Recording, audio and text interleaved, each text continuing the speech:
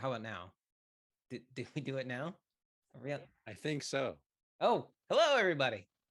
We're here. Welcome to another evening of Friday Night Cast. We're very excited to be here. We've got a new game that we're playing tonight. I will not only be your host this evening, but I will also be your game master, your broom master, even maybe your wand master. Anyway, maybe it's getting a little. I don't know. It's not working. I'll keep workshopping that. But welcome to Friday Night Cast. We're a group of applied and therapeutic practitioners who explore the benefits of tabletop role-playing games in our work. If this is your first time here, thanks for checking us out. If you're coming back, we're glad to have you again. If you're watching this on the replay on YouTube, very cool. Come check us out every Friday night on Twitch. Any questions? If you're watching this, thoughts, please include it in the chat. We're always happy to engage with you as well in the chat. We've got a lot to jump into. We are playing some Kids on Brooms tonight, so very excited. This game of Kids on Brooms has been living in my head for quite a while now, and I get to share it with not only you lovely people here that I'll be playing with, but also lots of other people. So yeah, I'm excited. I'm a little bit anxious or nervous also, if you will. I hope I've prepared enough. I always get this kind of before a new game, and I know what I want it to be like in my head. We'll see how it goes. So we don't have Tim tonight. He is currently at the Gen Cons. So we are down one player. He will join us next time. Anybody have any announcements that they wanted to share? Sunday, right? Yes. This Sunday, we continue with Gays of Our Lives. Queer people playing queer games. We will play the penultimate, right? Second to last, penultimate. Second to the best. Penultimate session of Punk Pride Pixies, starting at 4 p.m. Central, going till about 7. Convert for your time zone. Oh, Menachem is referring to Central Standard Time when he. Yes. Mm-hmm. Find out what the Pixies are up to next. All right. Great. Anything else we want to announce? Oh, there's too much going on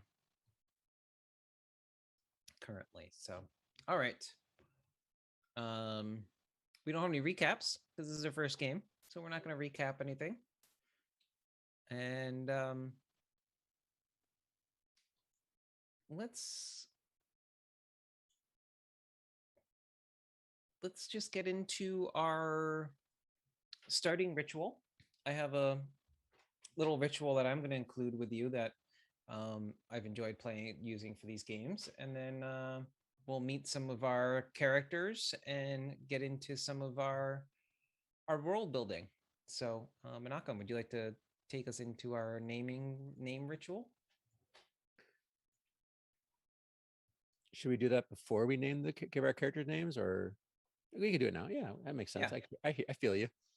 So the idea is to enter into the magic circle of play, the space where the regular rules of life do not hold so much, and we embody our characters and the world they live in. Each of us will say our player name. The rest of the group will repeat it. And then we will say our character name, and the group will also repeat it. So, anyone want to start? Well, I guess I'll start. I'm Dustin. Hello, Dustin. Hi, Dustin. Hello, Dustin. Hi, Dustin. Hi, Dustin.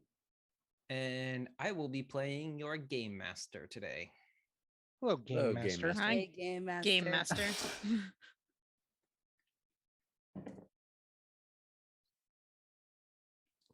Fine. I am Menachem. Hi, Hello, Hello, Menachem. Menachem. I am playing Tristan Gallant, who is now often being called Jelly. What's up, Jelly? Hello, Hey, Jelly. Jelly. Jelly. Hi, Jelly. I'll tell you more about that later.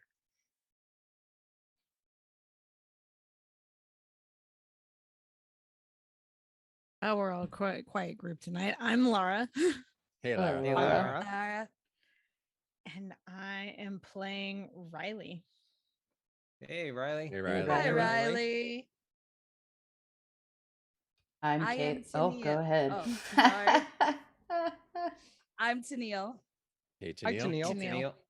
and I am playing Eliza Goldenflower. Hi, Eliza. Hello, Hi, Eliza. Eliza. Hello, Goldenflower. Eliza. I'm Kayla, Kayla. Hey, Kayla. Kayla. Kayla. Kayla. and I am playing Lexa Trugood. Lexa. Hey, Hi, Alexa. Alexa. Hey, Alexa. Welcome back.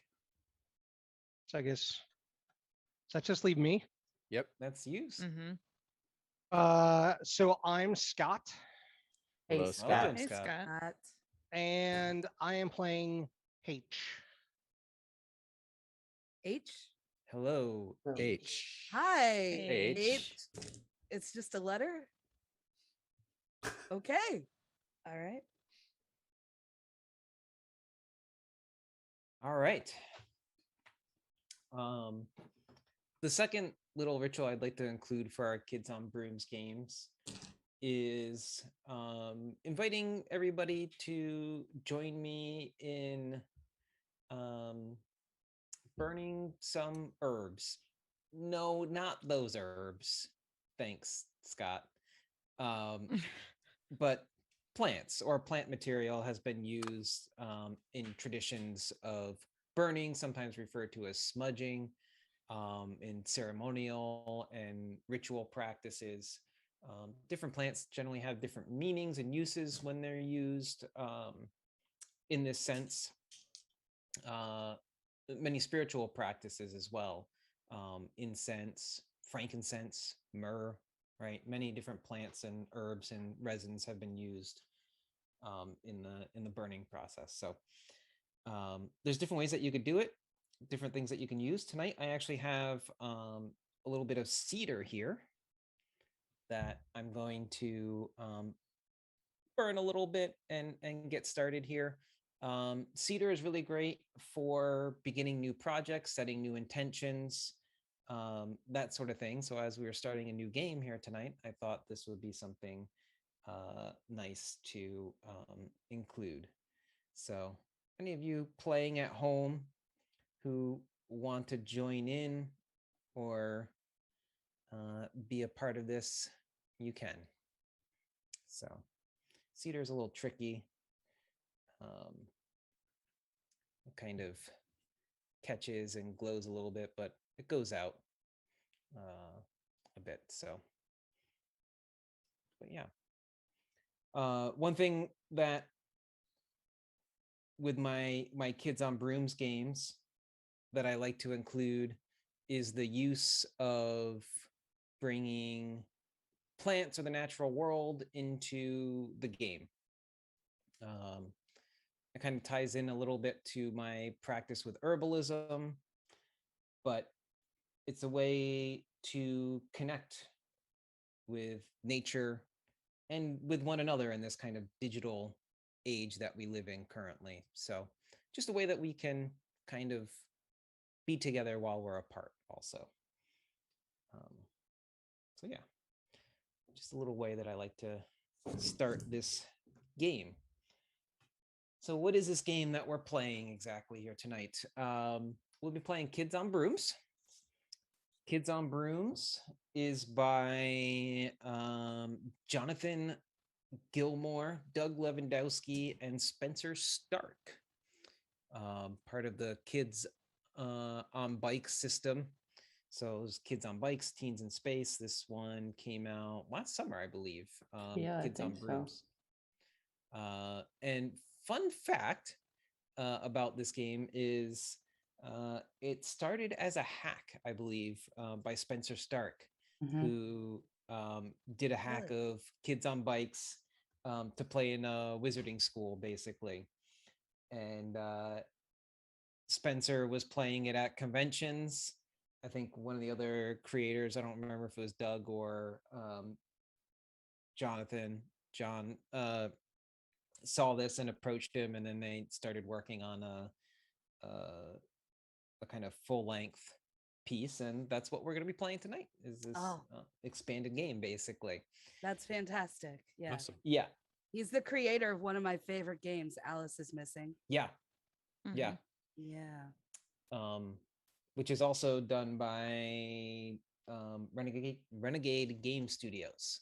So you can check those games out with Renegade Game Studios, or hopefully your local game store carries it. So if not, maybe you can ask them to order it if you're interested. Always like to give a shout out to the content creators who are making these games that we enjoy playing. So in this game of Kids on Brooms, we have previously played some characters about a year ago. We'll be picking up a year later in those characters' lives as they're going to Yale. Yale, yeah. So many of the characters, we last left them in Salem, Massachusetts.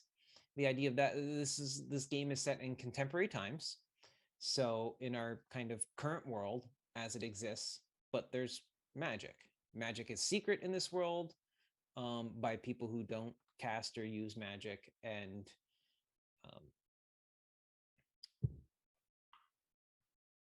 we'll be kind of picking up with these characters as they go to school. The original thought from this game came with was, what if there were witches in Salem, Massachusetts, right? There were actual magic casters and witches in Salem, Massachusetts. And then this game kind of comes out of an idea of, well, what if Skull and Bones and the secret societies of Yale were magic schools? What if George Bush was a magic teacher? So that H or W? both Younger. were part of Skull Younger. and Bones. But the other one's dead. Yeah. Oh. Anyway. Both were actually part of Skull and Bones. Yeah, they're a legacy. Mm-hmm. Mm-hmm. Skull and Bones boasts 3 presidents as part of their society. Taft was also a member of Skull and Bones. President Taft. John Kerry, a member of Skull and Bones as well. Vice President. He was also Secretary of State. Correct. Yeah. Mm-hmm. True story. So, yeah, that's the game we're going to be playing tonight, basically. And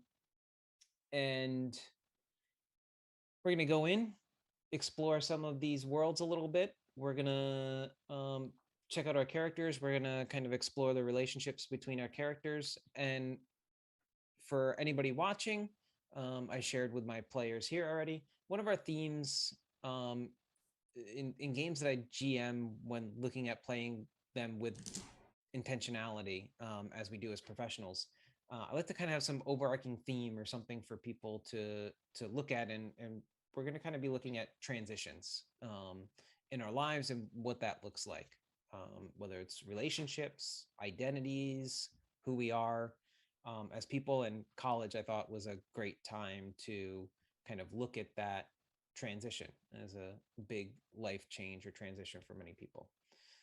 So with all of that in mind, let's introduce our players and then maybe tell us a little bit about your character that you'll be playing. I am just going to kind of go on my screen here, and I'm going to, let's do this.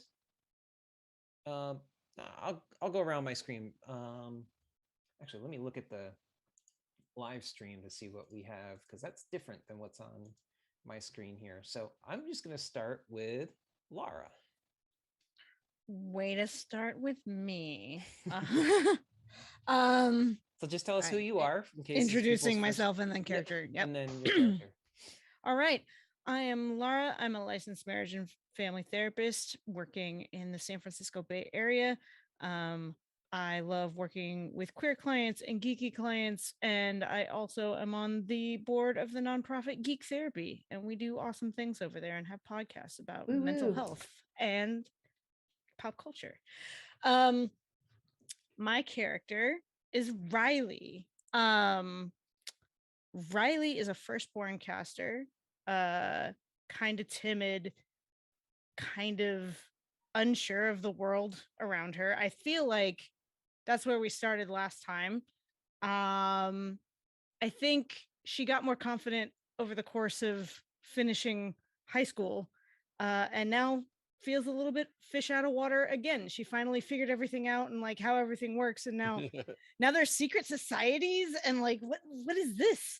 So I think we're kind of not starting at ground zero, like back at the zero, but we're a couple steps forward. But yeah, she has a familiar that is a ferret named Wobbles. I didn't really use that much last time. Maybe I'll get that going this time. I like ferrets.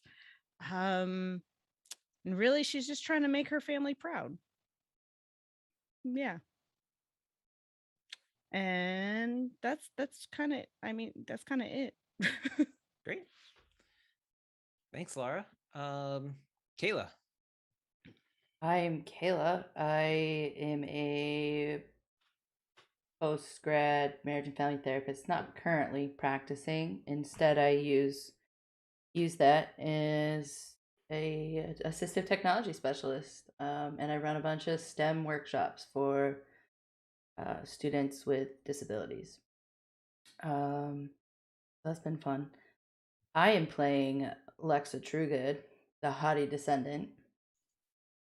I think I've decided that Lexa's a legacy, a Yale legacy. That seems to maybe probably make the most sense.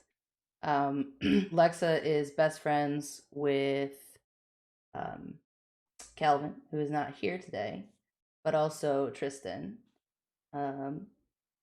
And she has an orange tabby cat named Shanks, and her wand is made out of cherry, and the core is a phoenix feather. I think that's good for now. Lexa's got a way with determining people's descendancy, but you'll see. Little vicarious vampirism. You'll see.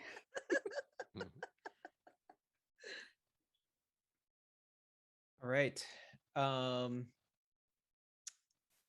Thank you, Kayla. Tennille.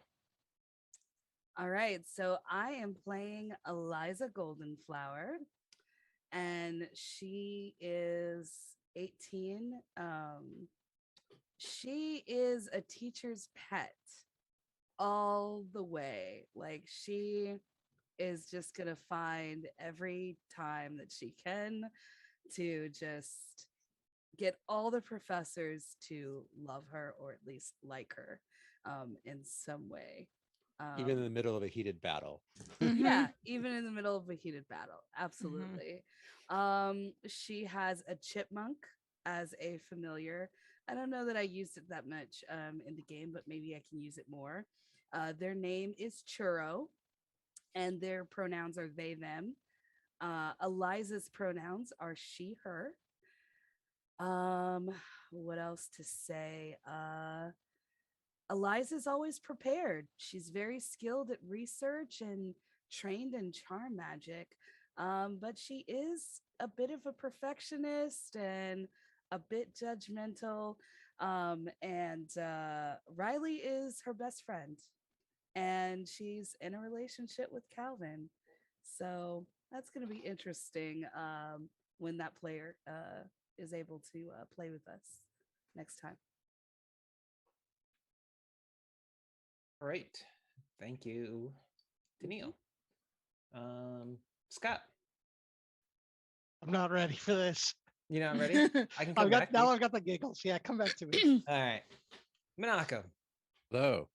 So I am playing Tristan Gallant, except Tristan was lost in a place called the Wasteland, which felt like 7 years passed for him while he was there, while only 1 year passed back out here.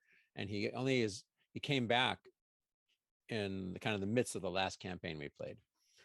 And his title he adopted in there, which he has not explained really, is called Jalanthar, the Jalanthar. So he's insisted in the last year to be called the Jalanthar among friends, and other people started calling him Jelly, which is kind of stuck because Jalanthar was weird. I am haunted because of that disappearance. And let's see, what should I... Isn't your familiar My familiar is a gelatinous cube. Yeah. It was 4x4. That's right. Maybe it's 5x5 now because it's gotten older. It grew a little bit. Yeah. And wait, how big is it? well, it was 4 inches by 4 inches originally. Oh, no, but it's 5 probably inches. gotten a little bigger. It's been a year. It's been eating stuff. Yeah. I love it. Okay. My father has been missing. My birth father's been missing most of my childhood, but he showed up. We found him, or I summoned him, or something happened. He came in the middle of our last battle, and then disappeared again with the big bad. And so I've been obsessed for that year of trying to find him, and I've become even more reclusive and socially awkward than I used to be. Oh, wow. Which is difficult to do after you've been alone in a deserted plane of existence with little interaction and learn how to speak to inanimate objects. Yeah, I speak to inanimate objects. Sounds like COVID. They speak back to me. They do. We did this before COVID, I think. We did. We did do this before COVID. Yeah. Still sounds like living alone during COVID. My dad left his research trailer behind, and we found it last adventure, and I have now brought it with me to Yale, and I live in my research trailer. Of course. Okay. Of course. All right. So I have to see how things go with my best friends, because remember, I'm 7 years older now to me. And we'll see how that plays out, because the last game was I only came back and managed to deal with a crisis, and then afterwards got more reclusive again. So let's see how I'm curious to see how that plays out. Great. Thanks, Menachem. I'm ready. All right, Scott. Who are you and who are you playing tonight? Who am I? I am Scott. I live here in Chicago, and work as a therapist at a residential treatment facility. And been out of and I graduated with my MSW about 1.5 years ago. Oh, you did forget to say, Menachem, who are you? Oh, I mean, I was going to wait till you were done, but that's okay. Oh, everyone forgot. Okay, we'll go back around and we'll do it in a second. So I'm playing H, just the letter. And H is new to everybody. So the audience have not met him. The players have not met him. And I don't know. I don't know how much I want to reveal at this point versus like letting you meet him as we go. Yeah, I don't know. How much do you guys want to know about Hold back. Do you want to share what you've been doing in the last year at all, or you're playing the Unlikely Ally playbook? So I'm playing the Unlikely Ally playbook. So for whatever reason, this person is not. This is right. So you've seen him around. So it's this like tall, rather slender, blonde, older guy with like a goatee, really like nicely trimmed, and just piercing blue eyes. He like sits in the back of class and doesn't really say much. He uses he, him pronouns. You think probably. He's definitely older. You'd guess like in his mid-20s. And just like generally like wearing all black clothes, like very nice. You always see him like on his phone or something. Um, but none of you have really gotten a chance to talk to him yet. And he hasn't really spoken up in class yet either. Were you at the first school with us also? No. Okay, so you're just a new You're student. new. You're new to us at Yale. Yes. Okay. Okay, cool. All right. You told I me. realized I forgot several things. Like I forgot to describe myself, and I forgot to tell you who I am as a person. Yeah. I guess I forgot to pay attention when people didn't mention who they were. I was taking some notes and trying to get myself prepared and be a good GM over here. So You were being a good GM and a bad Yes. host. That's okay. It happens. It's okay. It's juggling. You're doing a lot of jobs. Yeah. Menachem, did you want to go? Sure. I was waiting to see who we was getting called on. My name is Menachem. I am a spiritual director, rabbi, and tabletop game designer. A lot of my work is in the design and use of role-playing games for spiritual growth, exploration, and healing. And I'm in Chicago, just kind of across town from Scott. And Jelly, I've gone back and forth. Those of you who played with it before, did he clean up or did he stay looking kind of like he came out of the He's like wasteland? reclusive. Yeah, I think he's cleaned up like a little bit, but he's probably still grungy.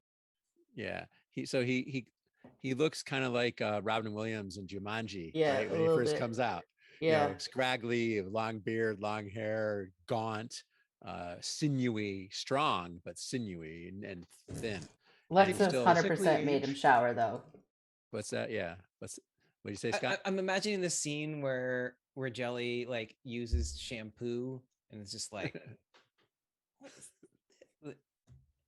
I asked if he physically aged in that time that he was away. Aged 7 years. Yeah, he aged. Yeah. So Jelly might actually be older than me. Jelly is looks to be in the mid-20s. Yeah. So we might be the same age. Yeah.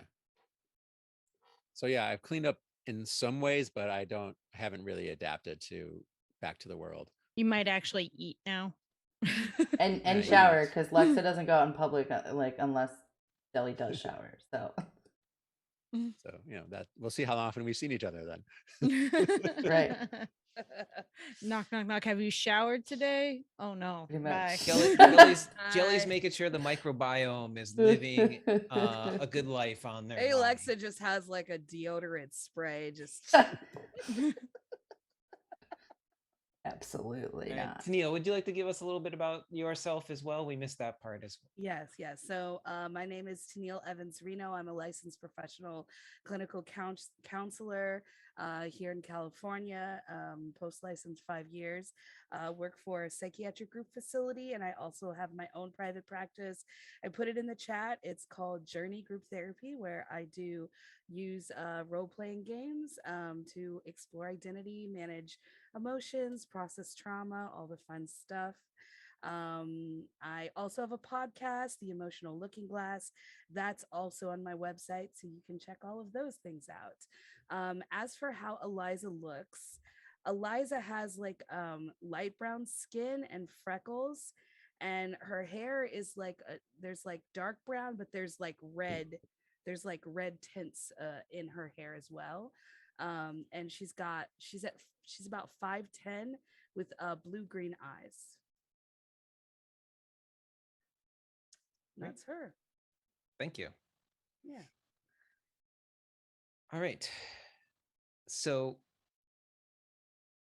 I think that brings us to working on some world building and getting into kind of where we are with the world and having y'all help me build this out. So I have kind of set some base parameters of where if you look in the game book for Kids on Brooms, you could do all this collaboratively. I have kind of set that we're playing in Yale and like kind of where the school is and everything.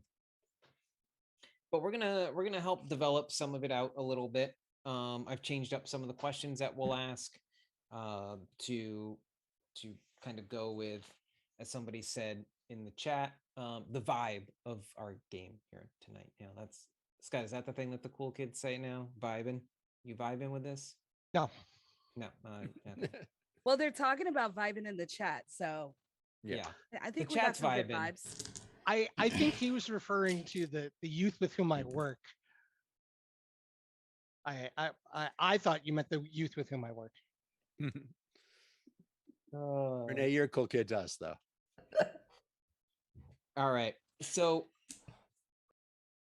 we've got like a few things to figure out because we're playing in a city. So let's start with this question. What does everyone's broom look like? Oh, you know what? Actually, before we get into things, I forgot. I want to do our lines and veils for this game before we get too far into things. Which we've kind of done, right? We've already kind of done a little bit of that. Yeah. We've kind of discussed ahead of time before our game, as we often do with our games. We use the two main safety tools that we use as we play our games tend to be lines and veils. For anybody who's new to the term lines and veils, these are kind of just some general parameters about what we want to include in our game, or more specifically, not include in our game. So lines are things that don't come up at all in our game. They don't exist. They're kind of like hard nose, basically. And then veils are things that we don't role play. They happen off screen.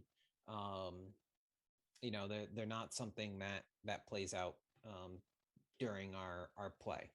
So, and I'm going to kind of read through what we've already established for everybody. If anybody wants to add anything, feel free to let me know. If I miss something, also feel free to let me know.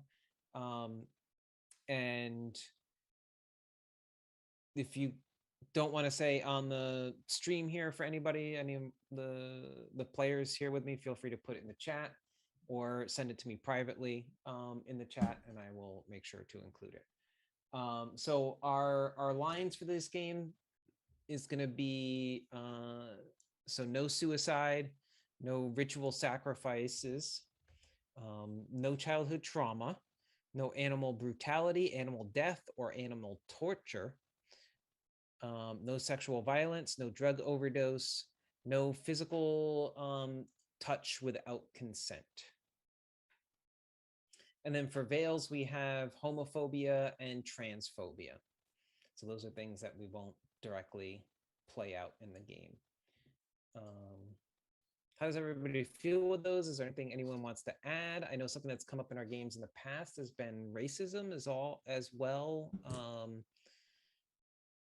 Can I get a clarification about the no touch without consent? Is that like if I need to grab somebody and pull them into an alley, like because they are doing something that we need to stop? Is that including that? Are we talking more about like personal, like interpersonal? I was referring to more personal, like groping. Okay. Okay. Sexual conduct. Yeah. Okay. Okay.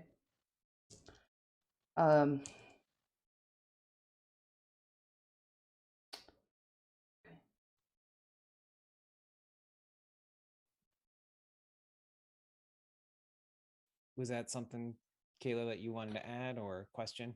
No, I was just vocalizing. Okay. I was just checking with you. Yeah, and this is a living document. So if anybody wants to add anything, if something comes up during play, and somebody wants to add it to this list, feel free. I feel like I had another thought on something and I've lost it now as well. So this isn't a hard like, oh, if you don't do it now, then forget about it. So right, yeah. I usually would put like racism and sexism on the veil, but there was a lot of that in my college experience, and I feel like, I don't know, I want to normalize that, and if it comes up, I'm okay with it, just to kind of work through it for myself. That's just my thought on it. Not everybody could be there. I don't know how everybody feels about that, but that's just where I'm at. We can Yeah. always add it if we need to. Okay, yeah, for sure. And for like me as a GM, I like to explore some of these things, but not in a way that's gonna be like somebody is making racist jokes or making slurs or things like that. It's more kind of in the general sense of our cult, maybe looking at it a lens through our culture. We are going to an Ivy League school. Yeah, so and that is one thing that I think may come up in our game for sure, is, and actually really interesting to think about, is with these secret societies, many of them didn't admit women. Skull and Bones did not allow women into their society until 1992. And actually, fun fact that I found in prepping for this game is the undergrads, I think in 1991 or 92, wanted to admit women for the first time to Skull and Bones. And the alumni actually physically locked them out of their tomb or their meeting space on campus. Wow. And one of the other societies, I think it might have been, I don't remember if it was Book and Snake, or I think it was Book and Snake, let them use their space for a meeting because they were actually physically locked out by their alumni. So yes, that is definitely something, there's kind of this something in the culture that we can't ignore, I think, when we look at some of these things. But yeah, I don't want to focus just on that. So Right, of course. I mean, it makes total sense. When I remember being on campus, like the oldest buildings, like usually there were certain changes that have been done to like the bathrooms, because like in engineering or in like math buildings, all they had were boys' bathrooms. They didn't have bathrooms for women. And I wouldn't be surprised if something like this happened at Yale as well. I love walking around college. I was somewhere recently where, I was at the hospital. One of the hospitals here in Chicago, at an audiologist appointment. And the first bathroom I came across was an all gender bathroom. And I was just like, nice. I like that. Yes. You're seeing a lot more in these medical buildings, which is pretty awesome. So Just we'll see. use whatever the fuck bathroom you want to use, man. Yeah, all gender. It doesn't matter. Yes. Need more of those for sure. Yeah, life's hard enough. Everybody poops. Yeah. Everybody like poops. It's just a bathroom. We got to use it, like. But anyway, yeah. So these are things that may, like, but again, I'm not gonna like thrust them upon anyone necessarily. I don't think we can explore this world without knowing some of that is there also. So, but thanks for that clarification. The other tool that we'll use is an X card. Anyone can throw up their arms as an X. I can't find my actual X card in front of me here. It might be buried under some papers on my desk. So if you have a physical card, you could also write a big X in the chat if you want to. There you go. Malcolm's got an X card.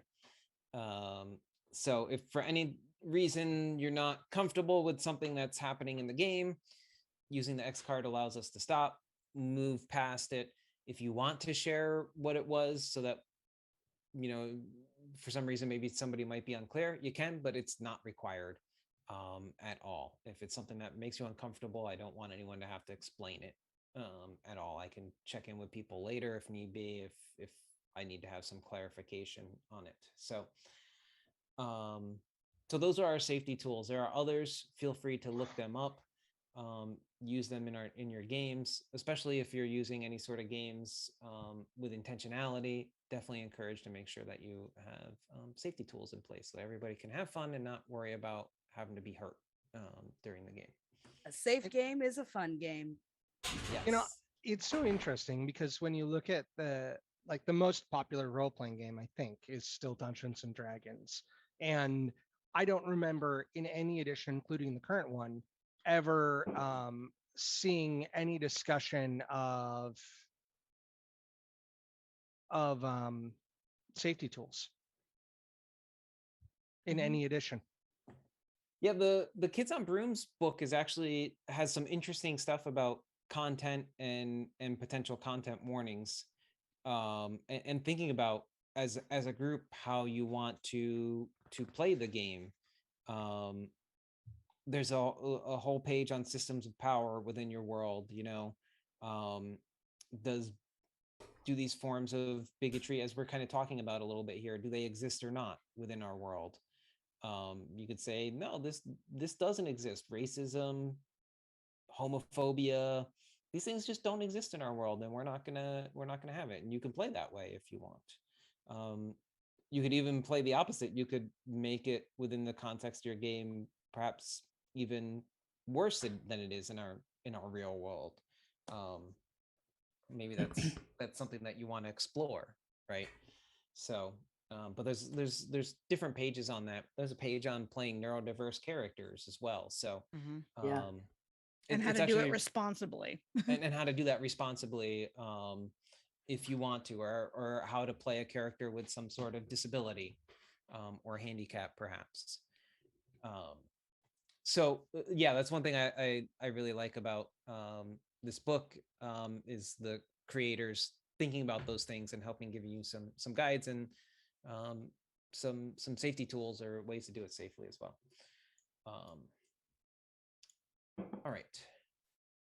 I want to give a couple of touchstones real quick, because I want to give at least one shout out for our game as well.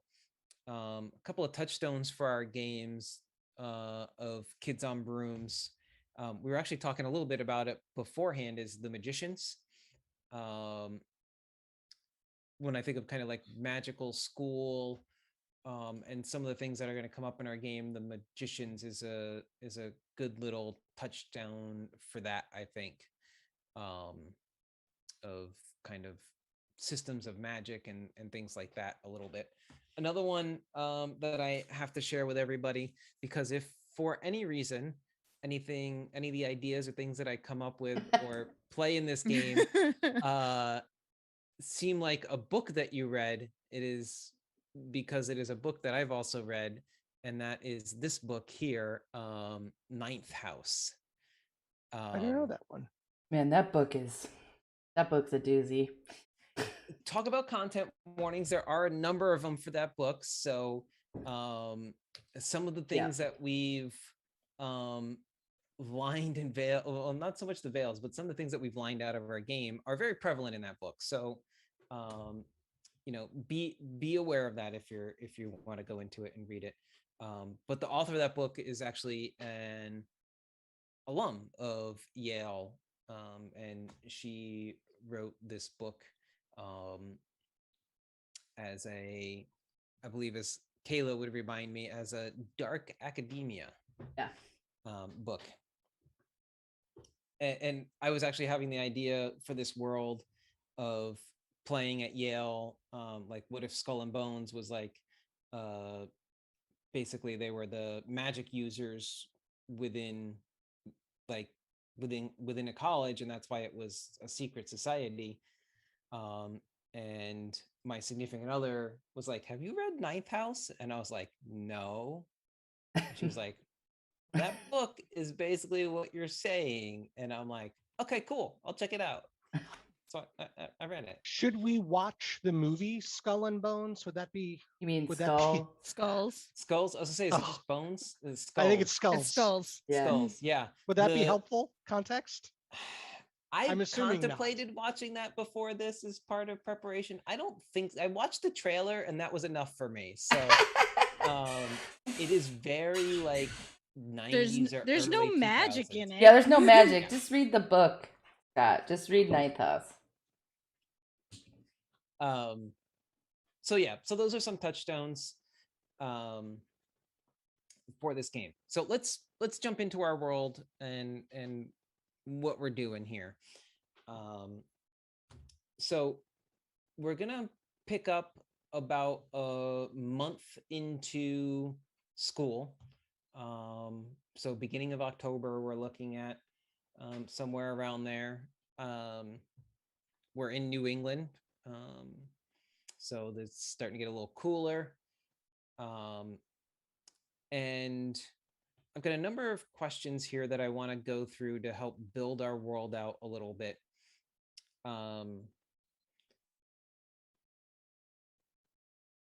First, let's start with, what does your broom look like? We can't be riding around the middle of New Haven, Connecticut on brooms. So we're going to reskin our brooms a little bit. Whatever you want to make them look like that help you get around the campus. This can be a skateboard.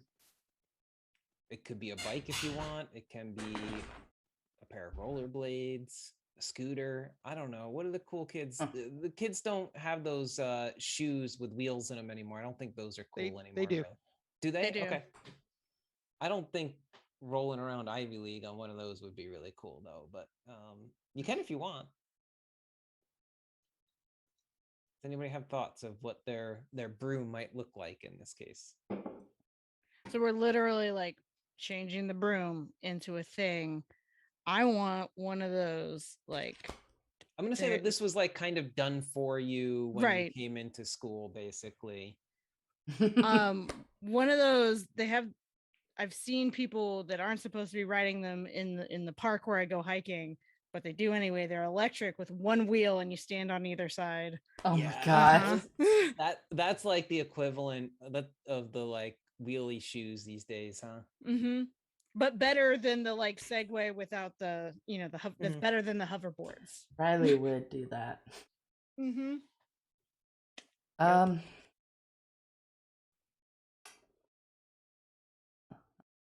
think since Lexa spent so much time at the skate park in the last campaign, because we had a magical skate park at our school. I think Lexa's got a skateboard. Skateboard? All right. Yeah. What does everyone else think? Well, I was originally thinking a scooter. Mm-hmm. But I don't know, the idea of like a scooter or a moped? Like a moped. Yeah. Okay. But because they're scooters. My wife has one of those electric scooters. No, I was thinking of like a moped, but now I'm wondering if like yeah, I guess it's probably one of those. It's a legit moped. It's like the bicycle with the gas tank. Like a Vespa. No. Oh. Like an electric bike? Like a gas powered bike. I'm not going to shake your head now. I know. So I know like those you things, can they pedal it. Yeah. You can pedal it, and then you can like switch it over once you get the momentum going, and it's like got a gas engine. All right. Yeah. They're kind of illegal, sort of, here in Chicago. That's exactly what I. We're in New Haven now. I mean, if you were in like Vermont, is it Vermont or New Hampshire, live free or die, like they wouldn't care at all what you did. Actually, I mean, can I just do a moped? Moped's simpler. We'll just do a moped. Whatever you want. Like he did say whatever you want. You got a mountain bike with a gas motor attached to it. Yeah. It's just a moped. Moped's simpler. So like I was a Vespa? just looking at yeah, maybe a Vespa. That's exactly what I would have. I was gonna say, what would it would Roberts. be a Vespa. And someone corrected me. It's supposed to be Roberts, not Roberts. H. You would know him as Roberts. Roberts would definitely have like a brand new Vespa. He's fancy. He's fancy. He is fancy. I'm thinking like, what is it? What's the color, like candy shell red or whatever? I think they're like powder blue ones, right? There are powder blue ones as well. Yeah, he rides around in a brand new Vespa. Sounds great. Daniil, Menachem, what do you think for your characters?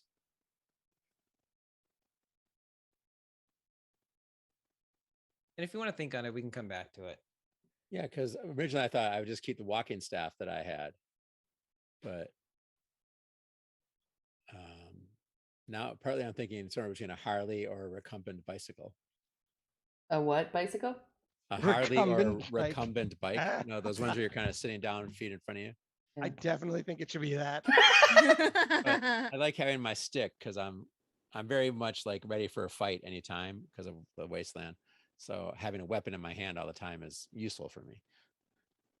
Well, I mean, it aids you in your moving, right? Like Mhm. if you're going through difficult terrain or something, it's good to have a staff with you. If I may stay with Which that. Let me think which about it. is would be like really funny in a Ivy League camp that you're just walking around with this giant walking stick. Well, I Looking mean, like you I- walked out of Jumanji. I look the part. I mean, Yeah.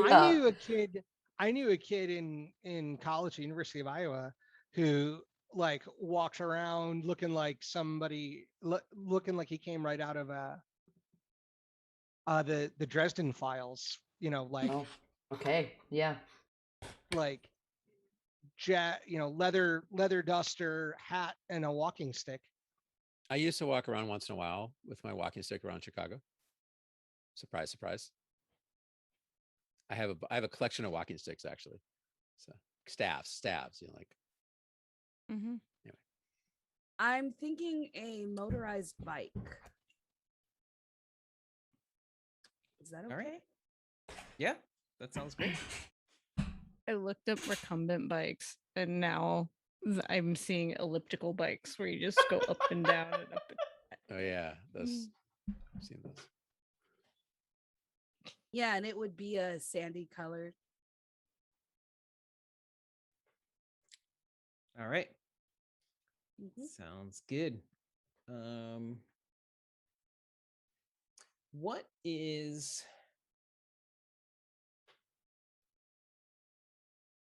and we'll have everyone answer this. What is a piece of history about magic in New Haven that you've heard?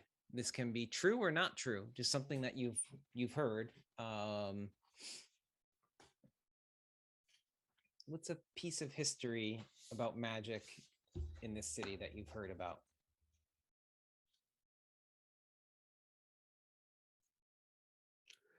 The first thing that comes to mind, I think I've heard and I believe that I can learn about portals and opening portals to the wasteland to find my dad here.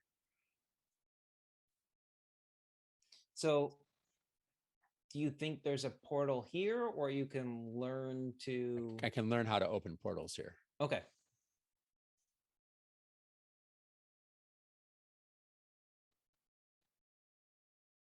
In fact, someone told me that part of my decision to come here. I think Lexa's heard that there is a giant demon in like one of the basements. One of the old like operating basements that consumes any lost souls that wander there at night. So of course you want to meet it. I mean, I don't know. I don't know if Lexa would want to meet a demon that takes your soul, but you know. So is this a demon or a hell beast exactly? I don't know. Maybe the story is both. Okay. Nobody knows which exactly it is.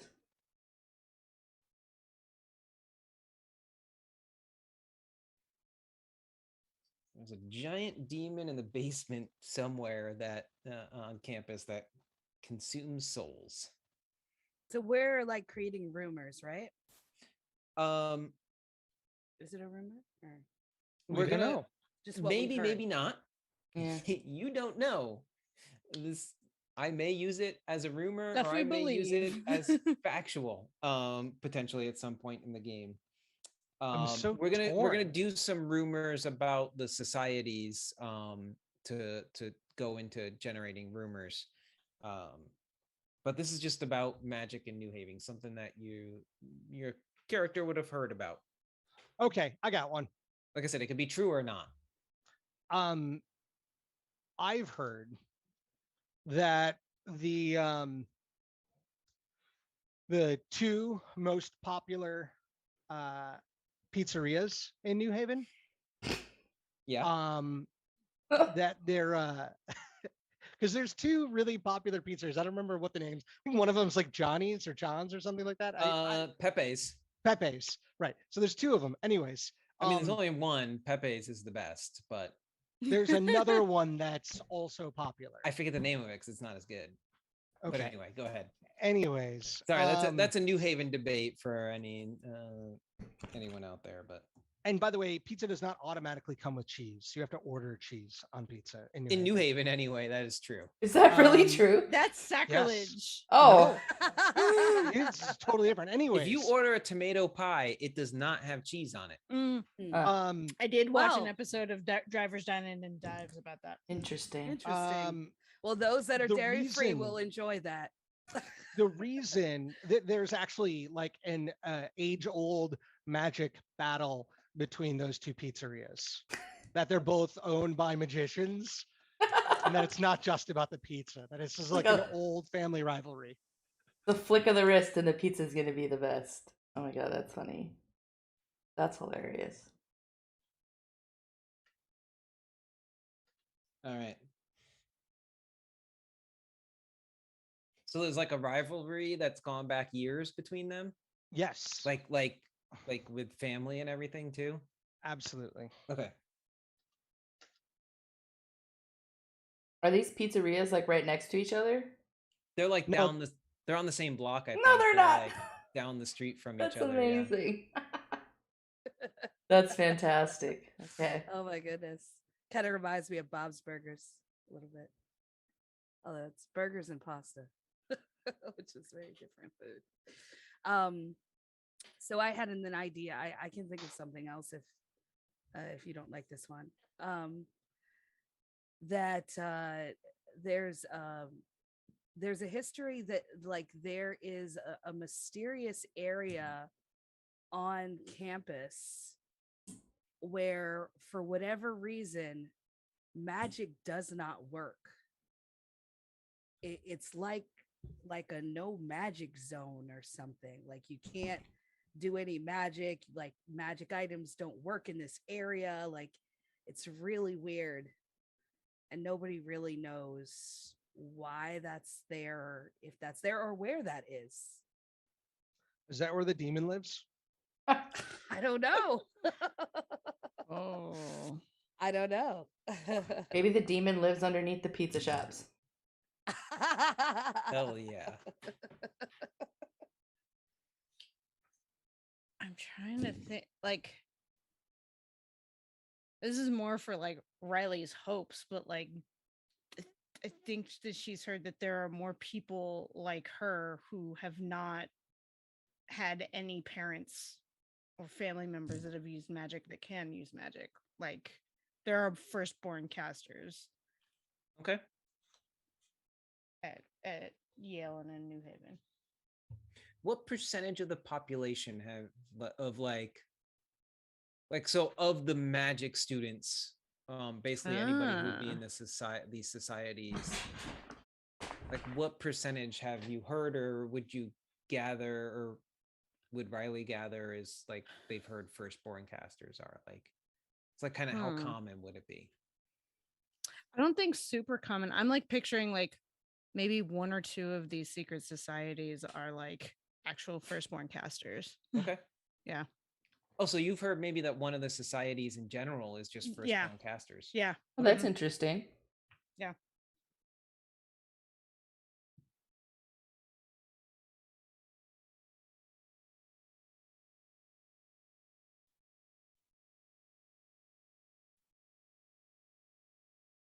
Okay.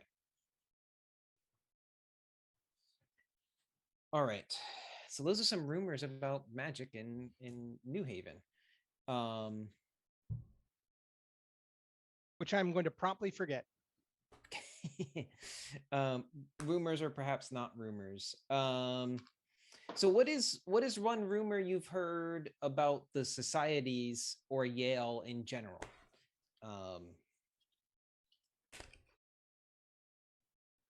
Right, there's a lot of kind of mysticism or mystique and mystery, to use a bunch of M words, around like Skull and Bones, and when we start talking about things like secret societies like Illuminati and different things like that, right? So the Freemasons, right? So what's one thing that you've heard about these societies? What's one rumor about them here at Yale? So I have a question. Yeah. You and I were talking lately about the role of the societies, earlier, just a little bit about the role of the societies. What do we know in general showing up to the school about the societies? Yeah. So you would have learned going to school here that the societies, at least this core of them that we're focusing on, there's over 40 or so secret societies within Yale. There's kind of a core group of them which they call landed societies at Yale, which have an actual physical meeting space on campus, which are often referred to as tombs. And in our game, they may get referred to as tombs. So like the Skull and Bones tomb. They get called tombs because they have no windows. They're these kind of like mausoleum or odd buildings. So you would know that these ones on campus, and there's going to be 5 that we're going to kind of focus on, are they're magical schools. Basically, the reason they have no windows is because this is a place where people learn and practice magic. Okay. So I want to make sure we knew that. Yeah. As magic casters, you would know that. And part of what we're going to do, I don't know if we'll get to it today, is you will pick a society that you're going to be a part of, based on like what you want to learn or major in as far as your magic goes at school. So that's going to be part of the process. But again, there's like a lot of different things that are done with these societies to kind of keep people guessing about what they are. This kind of idea that like, hey, if people are looking over here, they won't see what is actually going on, right? If these rumors about, that they're cultists in some kind or something, maybe they are, maybe they're not. Maybe it's a way to keep people guessing. So what are some rumors? So one of the secret societies worships a chrono dragon, a wise chrono dragon that is able to kind of move through time and kind of support the timeline and things of that nature. Wow.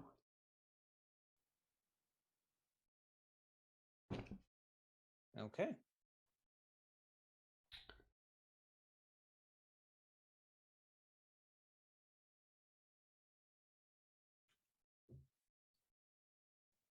Anyone else want to give me a rumor?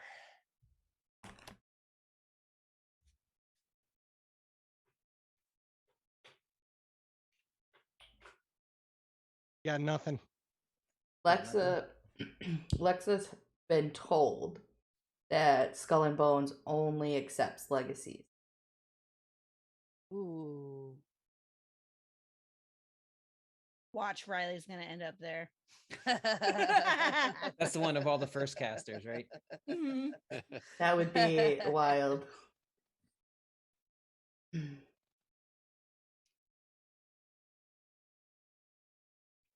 I don't have all the language for it, but something like some of the non-magic houses or societies the rumor is that some of them believe that some of the other societies are not just wannabes or Wiccan practitioners. Are actually, like, because we dealt with Wiccan people in the last game, so it's not to denigrate the idea that they were separate from magic schools, but some of them, a couple of the other houses, the rumor is, are convinced that there are actual magic happening on campus. Okay. Oh. They just can't prove it. They can't prove it, but they're that's a rumor that some of the houses believe it and are trying to prove it.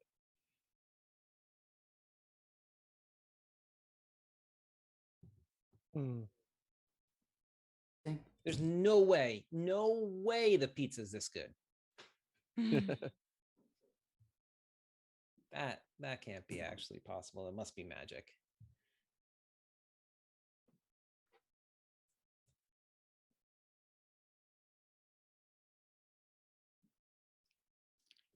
I think there was a rumor that there was a society once that accidentally let in someone that can't use magic, and they've never been heard from again. The person or the secret society? The society. Okay. The society's never been heard from again. Oh, wow. Like they got disbanded or something for it. Okay. Wow. That's intense. I usually have all kinds of ideas. I don't know why I've got nothing right now. Very frustrating.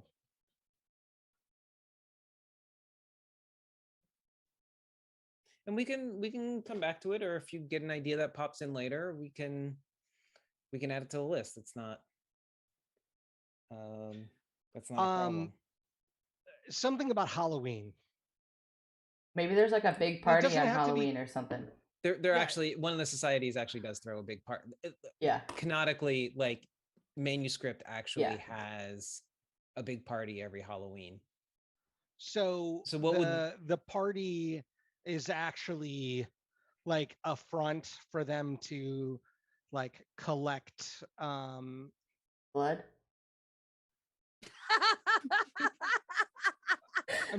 Magical essence. Kayla, oh my goodness. Lexa wishes. I had to. Okay, That was so- too Like funny. blood?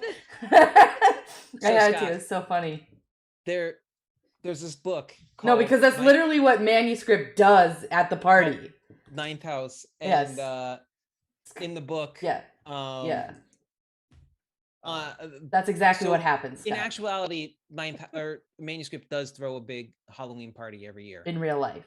in real Okay, life. well, I'm not saying blood. I'm saying like No, but magical reagents. In the that's what book, happens in the book. That is actually what happens in the book. This is a culling of magical energies. Yeah, People from are people. kind of putting on these fronts for everybody else between costumes and things. So there's a lot of like energy going on there. And Well, the reason why they that's throw the party on frustrating. Halloween is because they call and like replenish their But none of stores. us would know that. Like, Well, that's the rumor that I heard. yeah, I mean, none of us I would think know it's that. funny that you It is came funny. up with that, and it is like pretty much Yeah. exactly what That's Kayla why- just and you threw haven't blood read out the there book. because Kayla. No, likes that's why vampires. I said blood.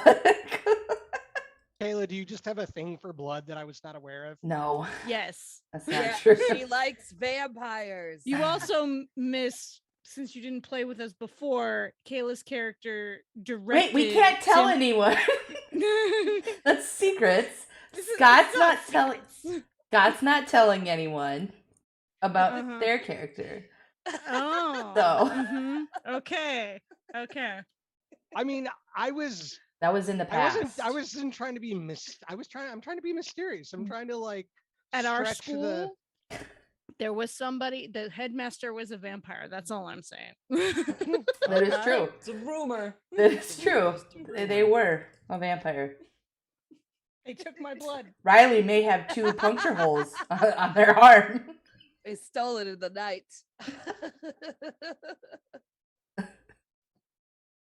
The dean is a direct descendant of Vlad Dracul. Yes. Oh hell no! He Not said again. he's a vampire. No, at the previous school we went to. Yeah. Oh, That's just like a magic high school type thing. Mm-hmm. that's cute. All right. So those are some of our rumors. Rumor has it. I like this. For once it wasn't me singing. Oh, wait, what about like, can we have a rumor like the regular students sometimes see just like large animals running around campus? I feel like we have to bring in Wolf's Head a little bit on some of the others. Um. So what? Like What it's a would rumor. the rumor would just be that Like they've sometimes people large animals. large animals. Okay.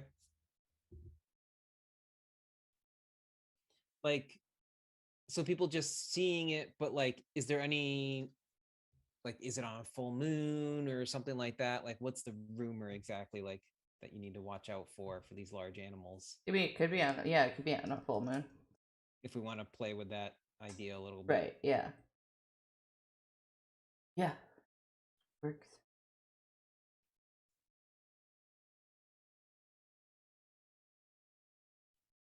But those with magic don't see these animals? No, these are no.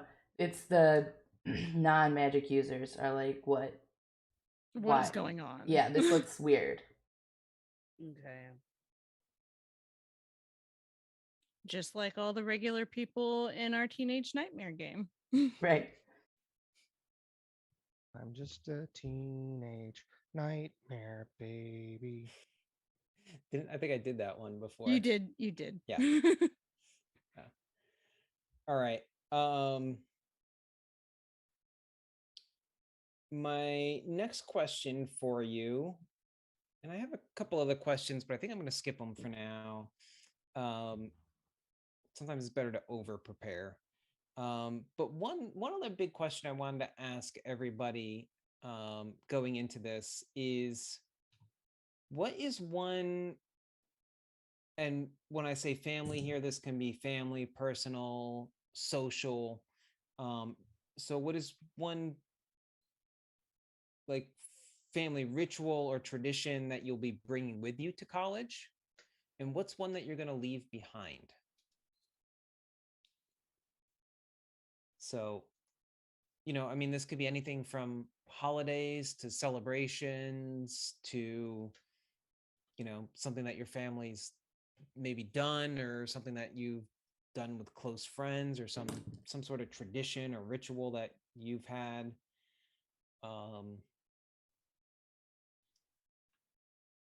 Yeah, what's one that you're going to bring with you, and what's one you're going to leave behind that you're not bringing with you?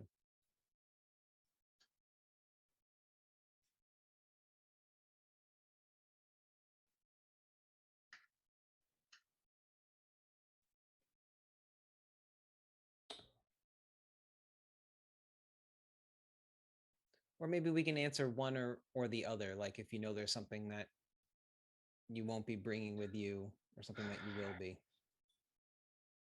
Well, I know Roberts left Sunday night dinner behind long, long ago. Okay.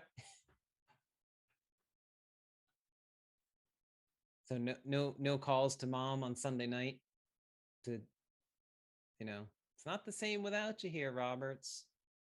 Yeah. Lexa has left behind the family grimoire. Ooh. That's big. Yeah, but she's still writing letters to that person from high school. Okay. Wherever they are. I don't know where they are.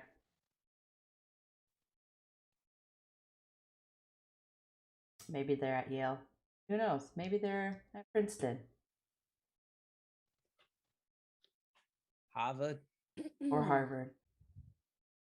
I mean, if you're in Boston, you say Harvard. So I'm gonna park the car in Harvard Yard. Anyway. Eliza's family are very like organized, especially when it comes to paperwork. And so they have this tradition of like in the beginning of the school year, purchase all your school supplies, and then you get your binders and your stuff, and you start setting up your schedule, your calendar with different colors and all sorts of things. And you've got your special pins and stuff like that, all like neatly organized in your pack in the way that you want it. So she's definitely going to be taking that with her to Yale. And the family tradition she's going to leave behind is every week she practices like a different, because she does illusionary charm magic. She like charms herself to look like completely different, and she'll go up to her aunt, who's also a magic user, and basically like try to prank her aunt. And her aunt tries to see like, is this an illusion, is this Eliza, or is this something else, that sort of thing. So that's something that she's gonna leave behind. Okay.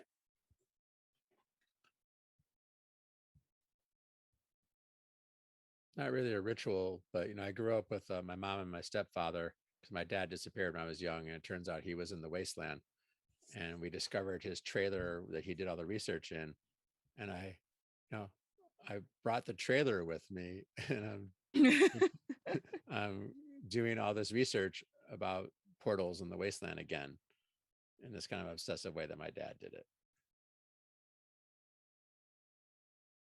Or maybe I'm more obsessive, I don't know.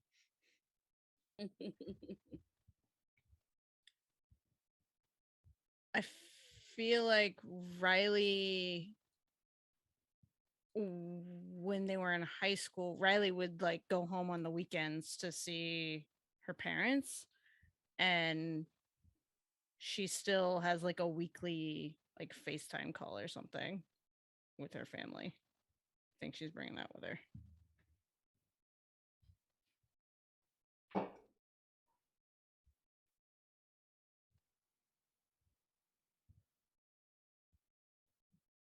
Okay.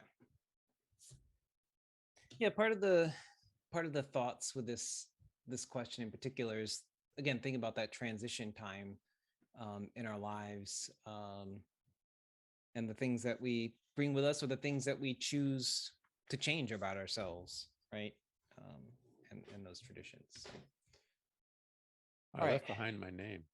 Left behind your name. Okay. It's a good one.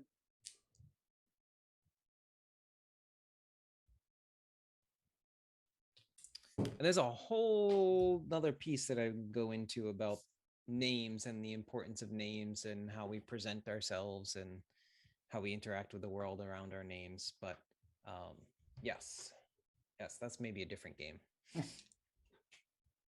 Names do have power. So let's go through the character sheets real quick from last time, so that we can update some things and go from there and get into some of these relationship questions that people have had with one another, and roll some dice on these relationship questions in the books. So just let everybody know, I reset everyone's adversity tokens, that everybody's starting with 3 adversity tokens for this game. Laura, I gave you an extra one because you had the most and had the shit kicked out of you the most last time you played. So consider it a token grit point there. So I hope that shoulder's fully healed. You did get beat up a lot. Yeah, I got beat up. I almost drowned. I got my shoulder broken. Like, jeez, this is a violent game. It is a violent Riley game. made some choices. You could die. Riley I made made some choices, and I failed a lot of rolls. Yeah. Yeah, you had significantly more than everyone else, and it was reminding me of all the rolls that you failed, and that's why. Scott, for you, since you're new to this system, and a reminder to everybody else is that combat in this game is very real. one bad roll could kill you in theory. So it's never something to just be like, I'm gonna fight that dude. Like, you could, have your windpipe crushed in by accident by a stray punch or something, Noted. So that is a very real thing to consider. This is not D&D, right? We don't just go head charging in without a plan always and be like, yeah, worst case scenarios, I'm gonna fight this guy. But yes, yeah, the way that the rolling works is that it's an opposed roll. Usually whoever's making the attack is using fight, and then however you choose to defend. If you're trying to dodge or run out of the way, it might be flight against it. If you're going to stand and take it, it's going to be like a grit roll, right? So you can decide what you're doing. But somebody could roll really well with exploding dice, and someone could roll poorly, even if it's like your D20 stat. So the difference between that signifies like what the damage is. And if the damage is big enough, and also keep in mind, like, you get shot with a gun or something, right? If you cast a spell to like throw something across the room at somebody, it's going to have force and velocity. So these, there aren't really any pulled punches, so to speak, sometimes in some of these things, because the dice kind of determines it. So yeah, do keep that in mind as far as I will. combat actions and how that works. But yes, so Laura, I put yours at 4 grit points, everybody else will be at 3. I want to ask, as we're kind of looking at character transitions where everybody's been in the last year, has anyone's fear changed? When we set characters in this game, we set a fear for our character. And I want to remind everyone also that as we play, if you play into your fears, or generally like good role play, what's the other, I'm not looking at the character sheets right now. There's fears, and then there's like flaws as well. Yeah, so there's strengths, flaws. There's strengths and flaws, and then our trope questions. One of my trope questions is around fear, but I don't know if it's like explicitly stated as like a specific fear in this game, or if it's the flaws. Well, and for the flaws and the fears, like if people really play into those, or make decisions based around it, like maybe you don't do something because of a fear, or like at the end of the session, if I feel like people have been really kind of true to their character in those ways, I'll reward you with an extra adversity token for like kind of good role play around those things. Because I think that's one way that we can kind of hit on the intentionality of these of the kids on bike system in general, is that playing with those fears and those things, these are real people also, right?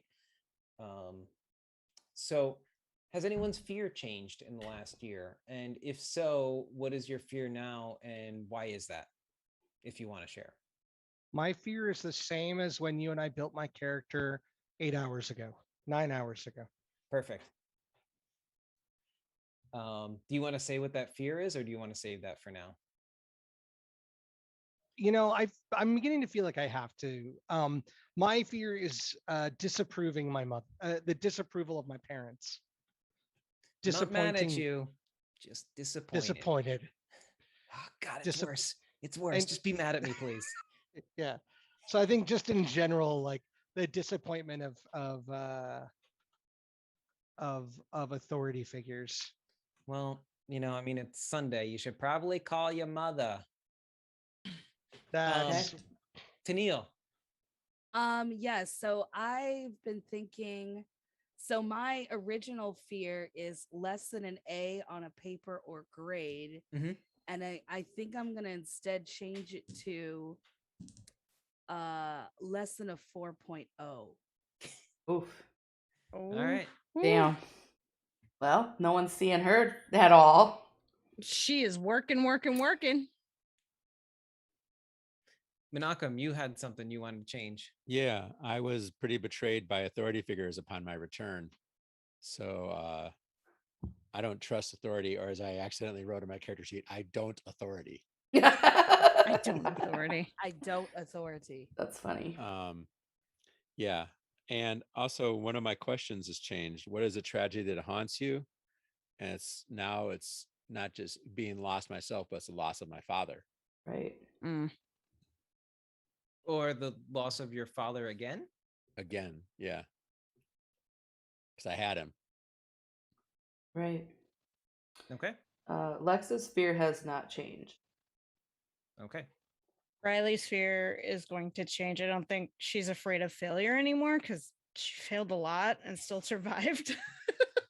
But I think there's after this like year of like figuring things out finally and now shifting and not knowing anything. I think she's afraid of looking stupid in front of her peers. Okay. So feel free to update those on your character sheets if you haven't already. Kind of going with that, has your character's motivation changed at all? When we set these for our characters before, again, Scott, we just created your character a little bit earlier. So I'm guessing in the last 8 hours, your motivation hasn't changed. No, but I'll share it with the group. Sure. So my motivation, I want to read it explicitly, is adventure. All right. That's great. Lexa's motivation has not changed. So Lexa's fear is diverging from being a descendant family, or in this case, a legacy. So the expectation is still that that's what she does. But her motivation is making her own path. Okay. Outside of those expectations. And if your motivation did change, like, was there a spark or a causality that caused that to change for anybody else? Yeah, Menachem. So my motivation before was getting my life back after being lost for what felt like 7 years to me. But it's kind of like it's streamlined to getting my life, getting my father back. Okay. My Eliza's motivation was positive reinforcement. And if it's okay to have two, I decided her motivation will be knowledge and praise. So still love that positive reinforcement, but now knowledge is also a motivation. God, I don't want to play a game as sophomores with Eliza. I'm glad she's grown just a little bit more. Yeah. They call them sophomorics, right? Riley's motivation is still like her parents' praise and approval. Okay. Which she got into Yale, so yeah. Yeah. A year early. Yeah. Do you love a year me, early? Mom? Yeah. Still stealing that thunder from Eliza a little bit somehow, huh? Yeah. Yep. But I never figured out who won that trivia contest. Yeah. Yeah. You got that broom, huh? I still have no idea. Eliza didn't even want the broom. She just wanted to win the contest. Yeah, Riley. Maybe just there'll gave be it some away. trivia nights. Ooh. Oh, hell yeah. Oh my goodness. Oh man. It'd be fun. Just like in one of those like dorm room trivia nights Yeah. or something. Yeah. Except Or for it's it's like Yale, so you'll actually trivia win between the so you'll win like tunes. an Apple Watch or something. Trivia between the secret geez. societies could be fun. Oh, nice. Yeah, that would be a lot of fun. I went to a party on Yale once, and it was just like they had like all this liquor that was just like provided. They were just like, here's some booze, get Oh drunk. wow. Welcome to Yale. Like I had friends who knew somebody on Yale campus. But anyway. Wow. That's That's my impressive. Yale story. It's a good Yale story. That is a good Yale story. I went to Yale and they had something for me to drink. Woo! And it was free. I feel like that's important. I feel like not many things at Yale are free. I think it was straight edge at the time too, so I didn't even drink, so there you go. Oh, I mean, this is like probably very expensive alcohol. I said it could have been very expensive alcohol. I Could have doubt been. it. Not if it was Good. free. Yeah. All right. So I want to do our relationship questions. Yay. And Scott, this is a little different for you. Since you're just kind of getting to know everyone. So we could do a little more the traditional of maybe we can go like he Marry, can kiss, just get kill? all the questions that are for characters you don't know for Yeah. all of us. we could just do that. Yeah. I mean, it We could just be play a month- Marry, Kiss, Kill. No, in a month you could have met one or two of us. Yeah, that's if you what want like to. that we're kind of picking up a month in if you feel like there's anybody that you've I mean, met or at this point, I've probably got one class with everybody. Mhm. But would you like know them, right? Like, I might know something about them at this point. okay. Just like being in class, observing them, listening to them. When you're the quiet one, it's easy to take everything in. Interesting. And then I guess for everybody else, we'll do in this past year for your characters. Have you had a positive or negative relationship? How has that year been with the other characters? And then we'll kind of roll on it and answer questions from there. I'm looking forward to having some relationships with Tristan because Well, I'm really curious. we never did relationships with him. Yeah. Right, it's true because I had a different character at the beginning of the campaign, so you didn't get to do Tristan.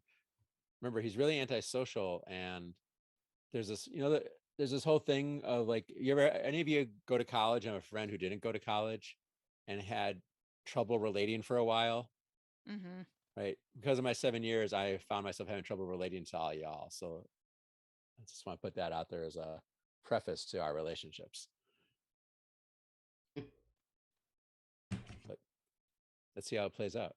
I'm particularly curious how it plays out with my two best friends. Yeah. Who were Luna and Calvin. Not Lexa and Calvin, sorry. Lexa and Calvin, yeah. So let's go.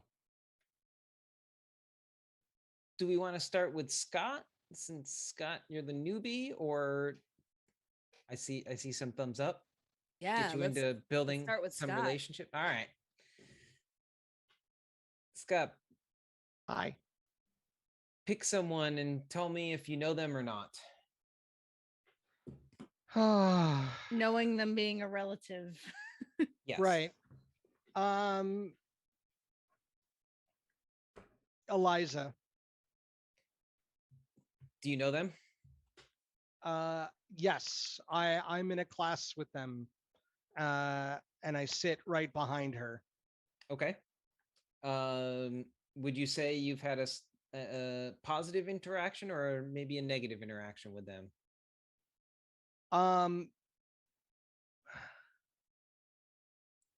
I would say I would suggest a negative interaction. I think she's insufferable. We're just going for it. You know what? There's one on here that I just saw.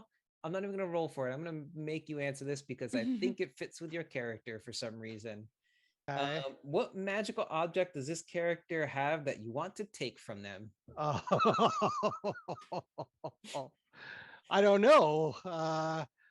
What die do I need to roll? You just you decide. You just say it. You say what you want. What does Eliza have? What magical item does Eliza have that you want to take from them? Tennille gets to say, no, I wouldn't have that, or yes, that sounds good. But Eliza has Eliza has a. Can it be a book about magic instead of a magical item? Maybe like a rare tome or something like that? Yes. I'm Okay. thinking Eliza has like a tome that describes like the history of and rituals for the Yale wellspring. She would have that book. Absolutely, I would. Seems on point for the nerd. Yes, total nerd. So what is that tome? Say that whole bit again. It is like the history, the abridged history, and guide to rituals for the Yale wellspring. What is the Yale? What is that? We'll have to get to that at some point. We don't know until he steals the book. So it is a thing. Like it's not It is just a like a thing, rumor. yes. Okay. So and we'll get into this more, but when I was talking with Scott earlier and building out his character, and y'all would know this because this is going to be covered in the beginning of your lectures on the history of magic. Is there's a wellspring? There's well springs of magic in different places, and there's one underneath Yale. Okay. So in order to do magic, and especially bigger magic, you need to pull energy from somewhere, right? And Yale was built on top of one of these well springs.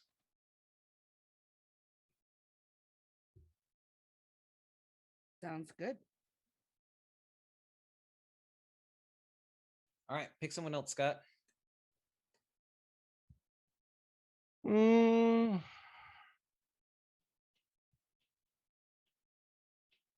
I wrote names in the chat for you. Lexa.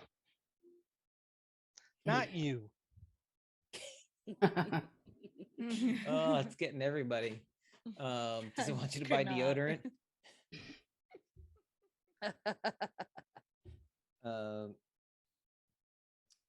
Have you had? Do you know Lexa? I've seen her around. Have you had? Would you say you've had any positive or negative interactions with them at all? I've observed positive qualities. Okay, and of we her. can. I like like- her. She understands class. All right.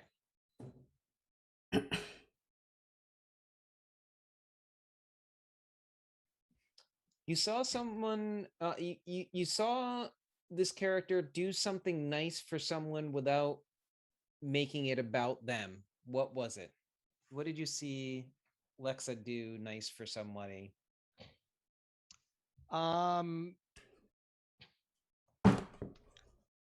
Would you give fashion advice to someone?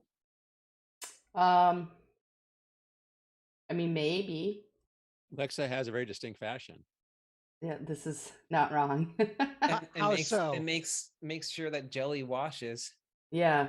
So I mean, so Lexa's wealthy, and very put together in that respect.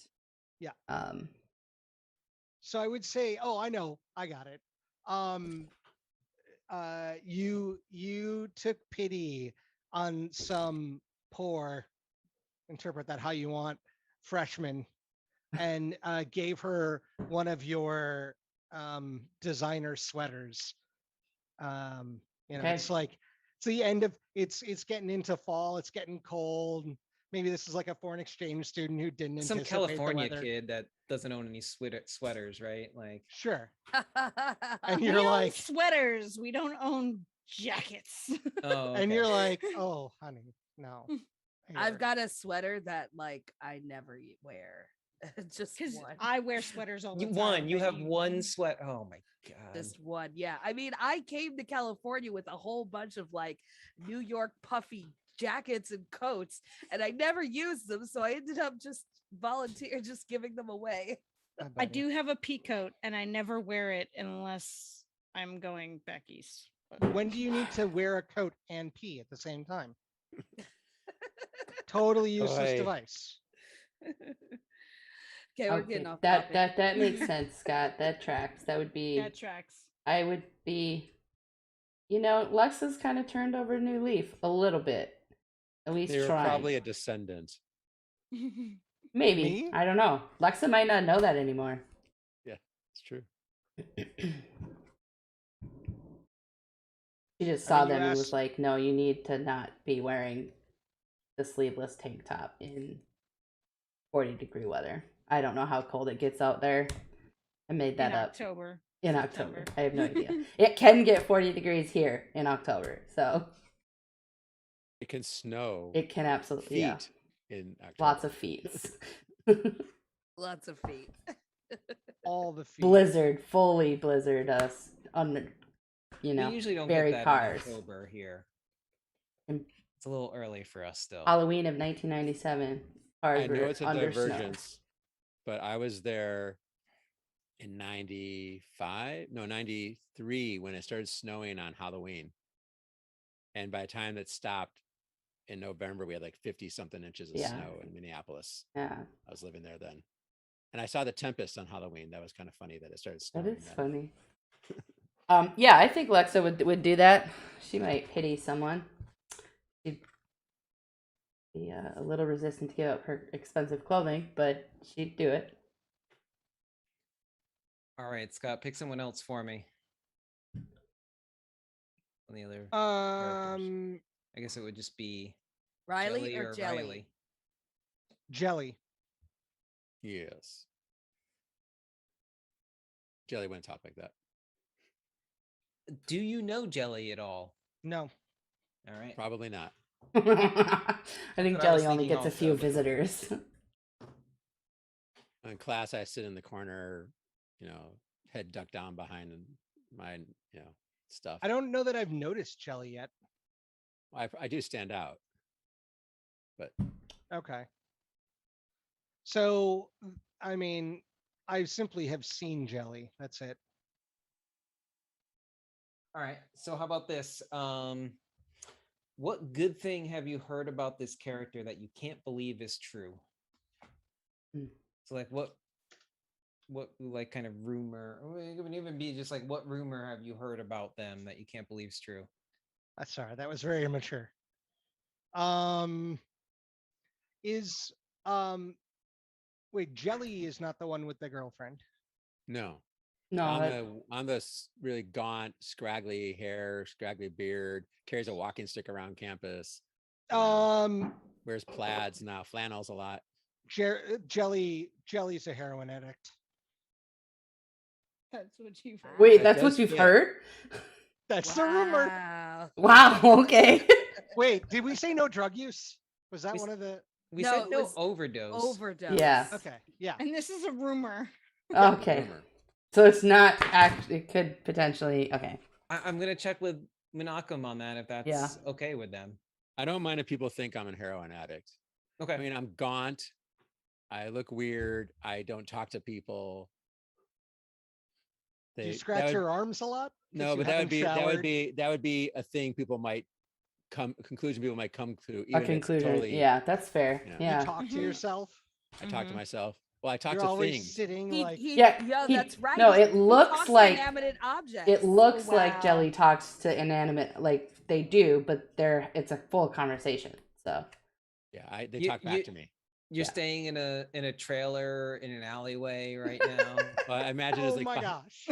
I'm sorry. You're just checking all the boxes here. You're checking all the boxes for a I heroin imagine it's user. Oh, you know where no. they keep the snow plows. They have like a little yard where they keep the snow plows. My trailer's dumped back there, and I live there. Oh man.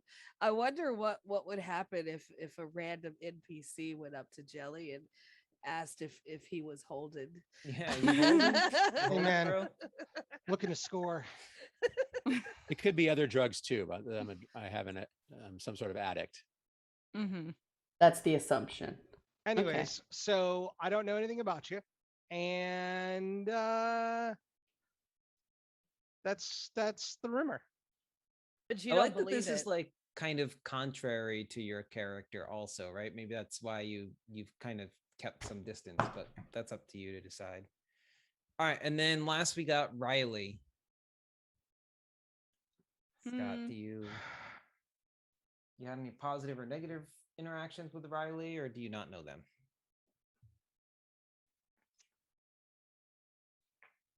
I'm trying to remember what I know in actuality about your character. You would know that. I mean, I'm friends with Eliza. You would know that I am paying attention in class, and kind of try and keep my head down and just do schoolwork. Yeah, I would say that I have a positive impression of Riley.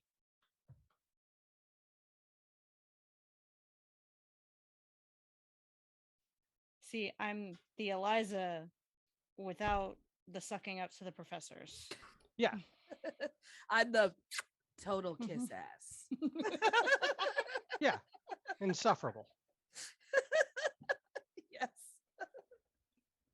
All right, so if you feel like any of these questions don't work, and this one may not quite, I can like roll again and find a different one, Scott. But so Riley has seen you at your worst. How did they help you overcome it?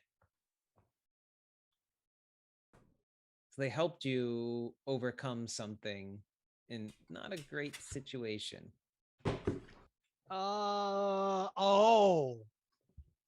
You've got something for this one, huh? I do have something for this. Can the moped run out of gas because it's a magic moped? I mean, that'd be funny if it could. I mean, let's rephrase this. I mean, the magic car in Harry Potter, I think, runs out of gas. But it's a broom, technically. Yeah, it's technically the broom. It's just been transfigured. Maybe the transfiguration, like, broke a little bit. The moped ran out of gas.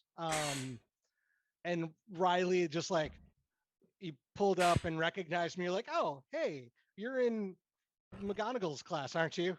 And I just kind of like grunted and nodded. And you look at my broke down moped, like steam rising up off of it. And you're like, do you need a ride?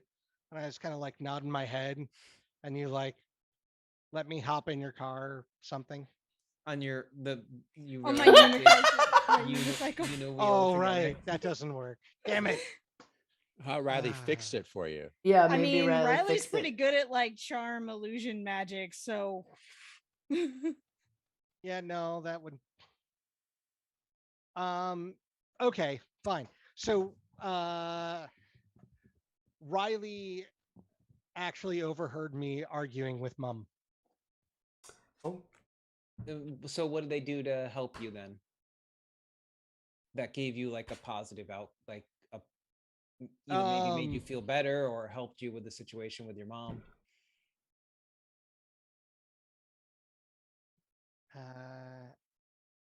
What about some in the background? Hey, Roberts, it's time to work on the presentation. Our time to give our presentation. Come on, you got to go. Gave you an out. That kind of sounds like Riley. Sure. So, okay. So then Riley, you know that I'm British. Because I've heard you talk. Because you've actually heard me talk. And I've been stalling all this time because I'm like, I can't stifle my giggles every time I try to talk like my character. Mm-hmm. Now we have no viewers, so I feel more emboldened to do it. You do know these save on YouTube, right? Yeah, they're recorded. You have talked like Yoda. I think you can manage a British accent. And there's 7 people in the. And Renee's like, hello. Renee's still here. Oh, hi, Renee. Renee, what is Renee? Chopped liver? Yeah, we have another viewer, Def B, and Ice Wizards. Okay. Welcome. Renee is the all-knowing. So you were having a conversation with Mom on the phone, huh? God, it was terrible. You never call me. I'm supposed to call on Sundays.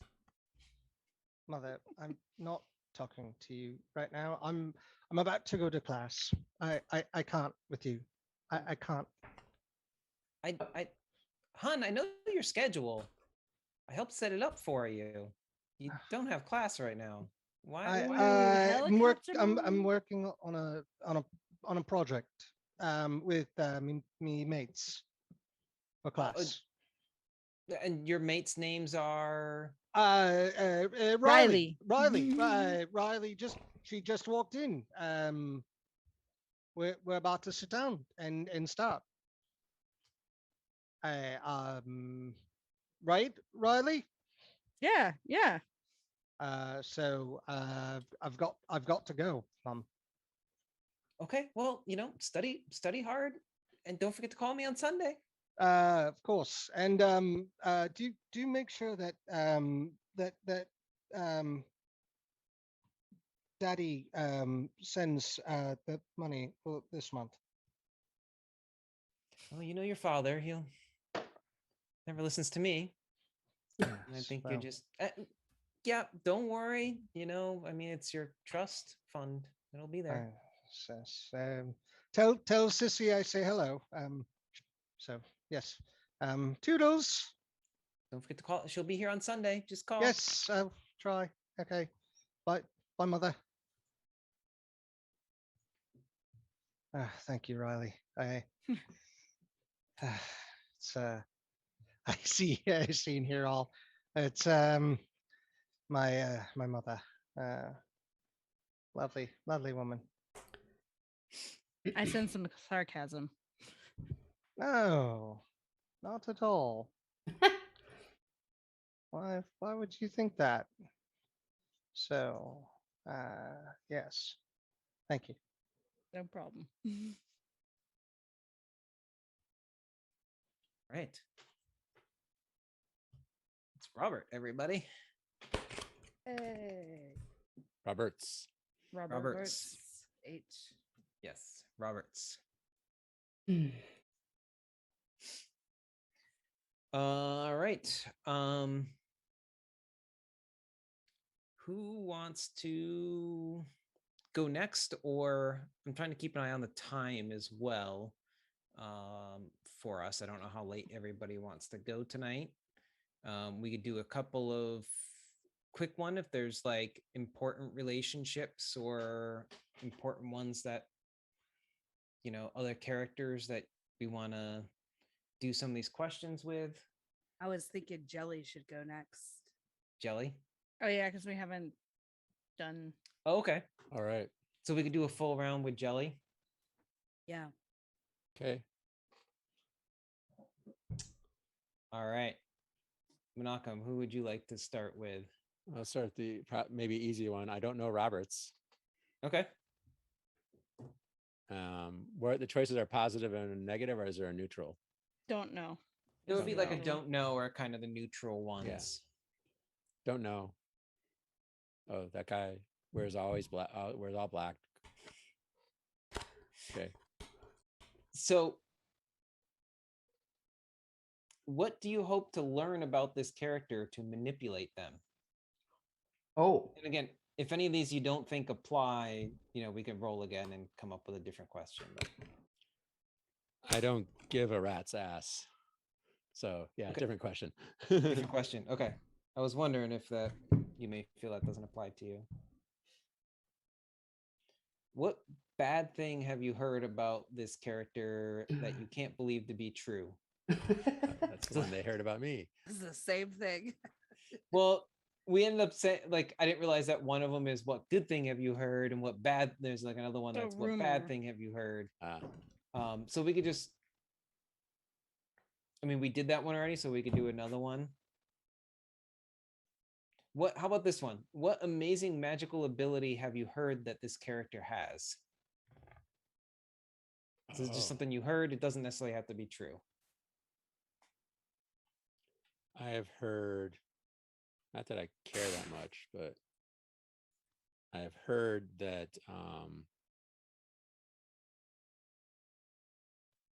they can make people forget. Oh. How's that sound, Scott? Sure. Sounds accurate.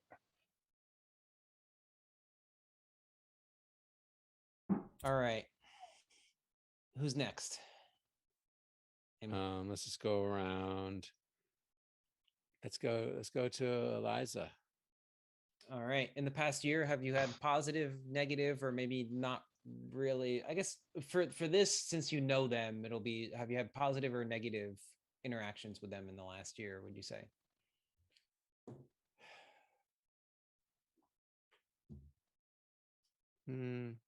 Or was there something positive or negative that shaped in this Sucks past up to year? teachers, broke up with my best friend. Probably negative. Back together now. And you're back together now, but I may not have even noticed. Yeah, possible. Possible. Because you guys got back together once we got to campus, right? I would say probably like maybe like a month before camp. Okay. You know, we're going to start. Yeah. Yeah. Pretty recent. Still think it's negative. So what secret do you need to keep from this character to protect yourself? Oh.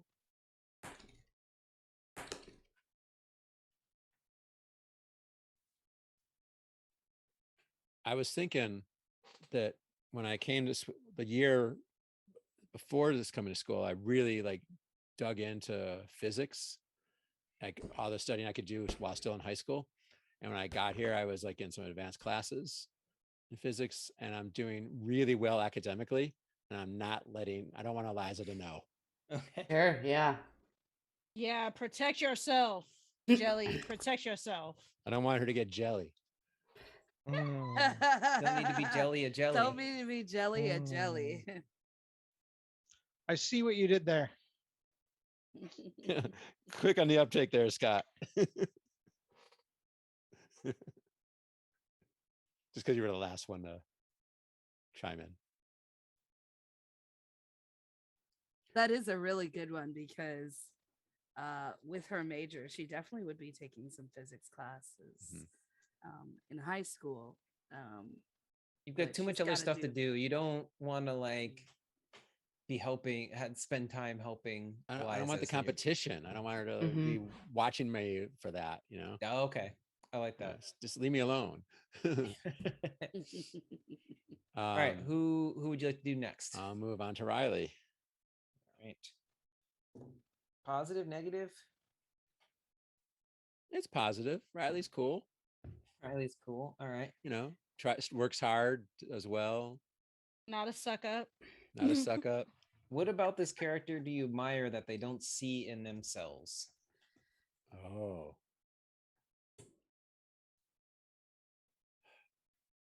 Do you see your modesty, or do you just see like it more as a anxiety or fear? I think it's more of an anxiety, nervousness, rather than seeing it as being modest. No, I totally respect you're modest and humble about yourself. Okay.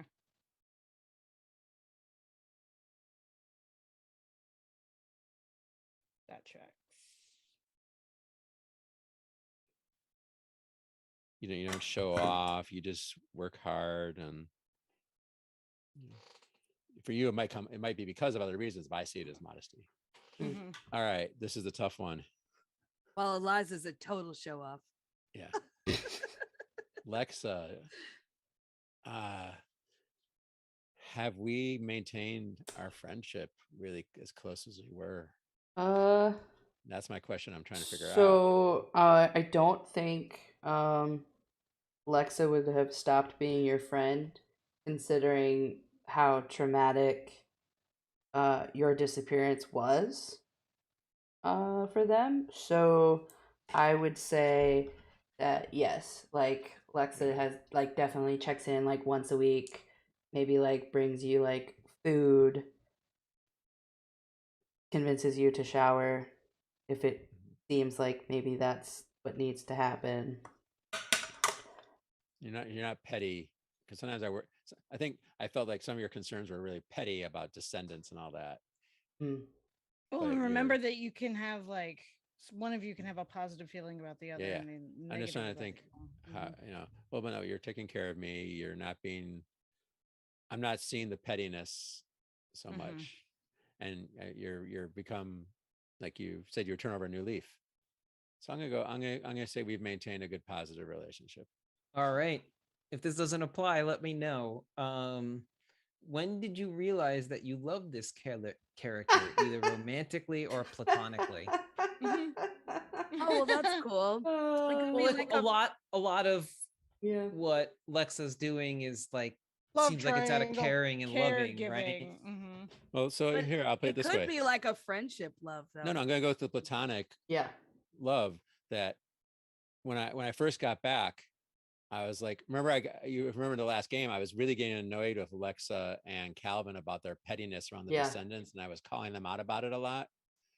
And so at first I was really annoyed, but then things started to shift with Lexa's care for me and concern and worrying about me and trying to take care of me in lots of ways. So Yeah. maybe somewhere over the summer before school is really like, oh no, this is a really deep friendship. I would agree with that. Because once I wasn't in class anymore, I became even more reclusive. Right. I had this idea that maybe like Lexa every once in a while just like left you a plate of food or something as you were like studying or researching. Didn't or, give like, up on me. Alone, like Yeah. when you weren't at school and stuff during the summer, right? Came to check on you every once in a while. Made sure you were washing your clothes and taking a Well, shower. In general, didn't give up on me, even though I was Yeah. pulling away. Yeah. I like that.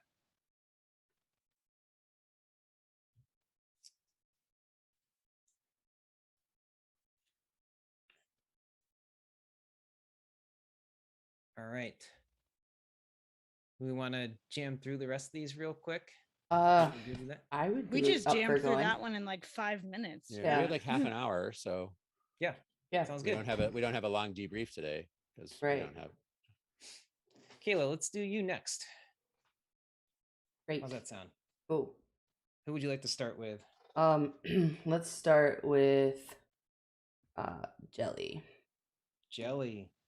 So it sounds like we're gonna go positive on this one, maybe. Yeah, we are. Help and take care of Jelly. What spell did this character teach you that you've never forgotten?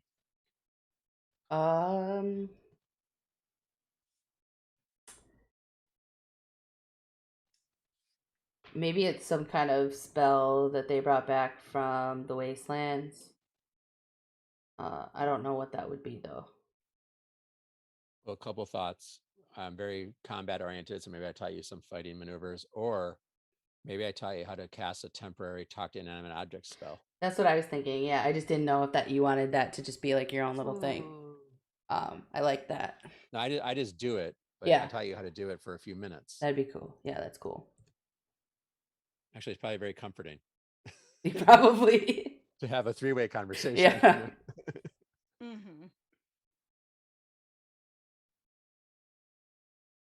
Yeah. For viewers at home, I turned talk to animals I hacked it into talk to inanimate objects, because in the wasteland there were no animals. So I learned to talk to objects. All right. Yeah, that would be kind of cool because I think like when we played, Tristan would always have to tell us like what the furniture was saying because like we had no idea Yeah. what was going on. But if Right. if Lexa could hear, then they could just have that three-way conversation. And that's when I realized that talk to inanimate objects is slightly broken because as a DM, I can keep animals out of a situation if I want. I can't keep a Right. table away. You gave the objects personalities and You did, yeah. limitations. You did, man. That couch was Yeah. interesting, very interesting. I'll never forget the couch. Let's go with Roberts next. Sure. Do you know Roberts? I do not. All right. And Roberts likes it that way, I'm sure, yeah. or says So- claims to. Okay. Oh wow. Well, I don't This is. dislike it. I kind of have an idea of how you might answer this, but let's Oh, no. see. How far would you go to get to know this character and why? Oh. Have you taken their blood yet? So No, absolutely not. so Lexa left the book at home. Yep. So there has been no blood siphoning. Okay. I don't think Lexa has maybe seen Robertson in class like once or twice. But wealth knows wealth, so maybe she would be interested in like an allyship if we end up in the same society. When you say you wear all black, you wearing like black 3-piece suits, or are you wearing like, turtlenecks? Black, like black slacks, black dress shirt. Like You're- it's like a uniform. You're like very like an immaculate weirdly uniform. posh type. Yes. Yeah. Yeah, Lexa would love that. Yeah, Lexa's like so not like goth or anything. right. Yeah, no. Yeah. I got you. All right. Who's up next? Eliza. Eliza, in the past year, has this been a positive or negative? So Lexa has not forgiven Eliza for breaking up with Calvin. Because Calvin was a mess. So it's a negative relationship, Okay. which previously it was a positive one. I don't know why this one came up. We could do it different if people feel a certain way about it. I don't know why this keeps coming up for Eliza, but you don't want to steal something from Eliza. But what was the last thing that you did steal from this character? Blood. Yeah. I mean, it's besides her Mhm. blood. I haven't been stealing blood. And I already have Eliza's blood. I know. That's what I'm saying. Like, Yeah. besides that. But like, I'm thinking like I could see something in the breakup where maybe you So- got something, or I think Lexa, during the breakup, I think Lexa, and before they got back together, Lexa stole one of Eliza's like most prized like textbook notebooks. And hasn't Did told you steal anyone her trapper keeper? that she has it. So like Eliza had to like kind of remake one of their notebooks. okay. And I would assume that they've been taking like summer courses and stuff, so Oh. lots of prep work was taken.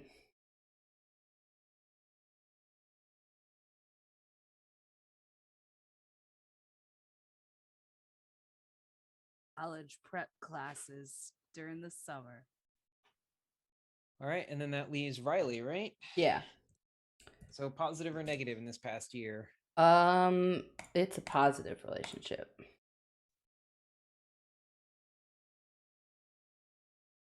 All right, We've you and this moved on character. from the vampirism stage. So Yes.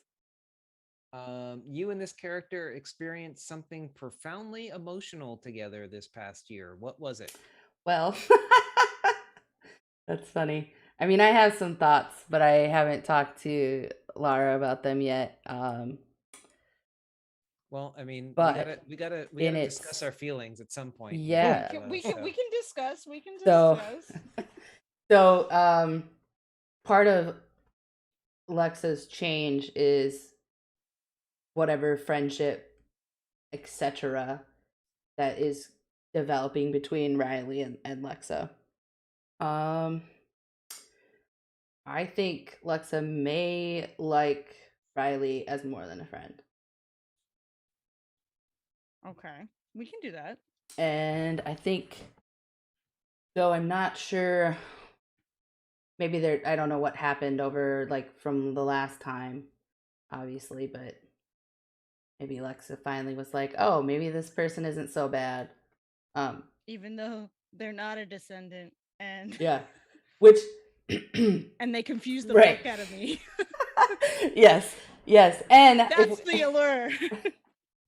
part of it, I think, yeah, right, because the blood doesn't make any sense, so that's how it started, and then it kind of like continued to evolve where it's at now. Okay. So was But- there anything that like an experience you had together that was like kind of an inciting profound. incident for that, or like profoundly like the questions asking, like the both of you What? experienced something together?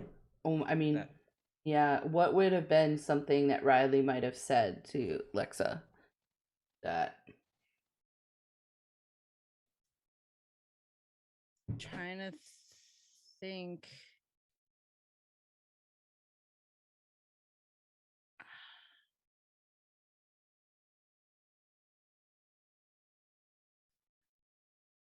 Like Lexa was like almost standoffish the whole time with Riley, and so like Oh, absolutely. just something about like, you know, you're like you're a good person, like talking about like that you're so good to Calvin and you're a good friend, or something going on during maybe the breakup kind of Oh, thing. yeah. Like appreciating how good you were to your friends. Okay, yeah. So And are being you supportive dating, or there. is it just an interest? We are not dating at this moment. Lexa hasn't said anything. Mm-hmm. Okay. So it Mhm. was during that moment that you started to have the feelings. More like Right, that like was like the start of like, oh, maybe we can be like actual friend. Like maybe she's not terrible. Maybe And she's, now she likes her. yeah. It's like developed, because I would assume like that was what at like the beginning of, they broke up at the beginning of the summer, right? It was like a month, right? Oh, it Tennille? was, yeah. Yeah, so there was Yeah. like a significant time. I would assume that maybe during that time, like Riley and Lexa were also checking it. Like Riley was like, "Oh, how's Calvin?" type of stuff, since like Mm-hmm. Riley wasn't talking to Calvin and I wasn't talking to Eliza, type of thing. Right. So we're the go-betweens. Yeah, and then Mm-hmm. yeah, and remember, like that's like a big deal because like Lexa's family is like very committed to like forced marriages. Like the whole Mhm. descendants are very much Yeah. like you have to be like from a descended family. So even having like friendships outside of that is a big deal, let alone Mhm. other stuff. Yeah. All right. Does that work for you, Laura? Yeah. All right. So that leaves, actually, I'm gonna go to you next. Okay. Laura, who do you want to start with? I'm just gonna look at my Twitch thing. We're gonna go with Lexa first. We'll do that. It's gonna Positive, be negative this positive. past year? Positive? Positive. All right.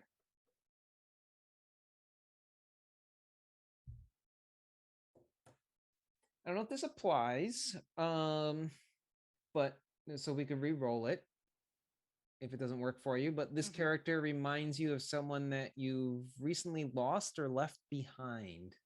Who is Oh. it?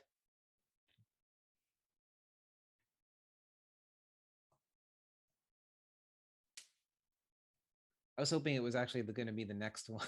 which Do was- you want to make it the next one? Do the next Because one. the only people that she's like left behind Or right her- now your are parents, her right? family, Yeah. parents. Yeah. yeah.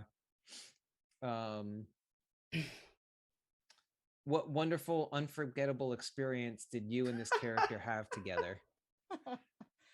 Oh my. Oh my.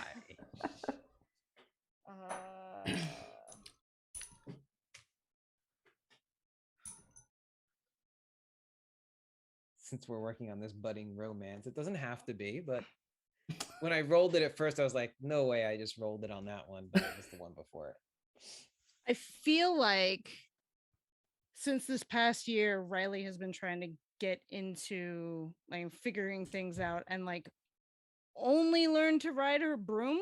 Like the like one or the few times before. Oh, the few times we wrote it. we wrote it. So like I feel like Lexa was willing to like help Riley learn how to use the broom. Did and, you like, guys yeah. they went ride the flying. broom together to like Oh, teach you? like Can we play the forced proximity trope right now? Like, Sure. Yeah. Okay. Sure. Let's do it. I love it. Yeah.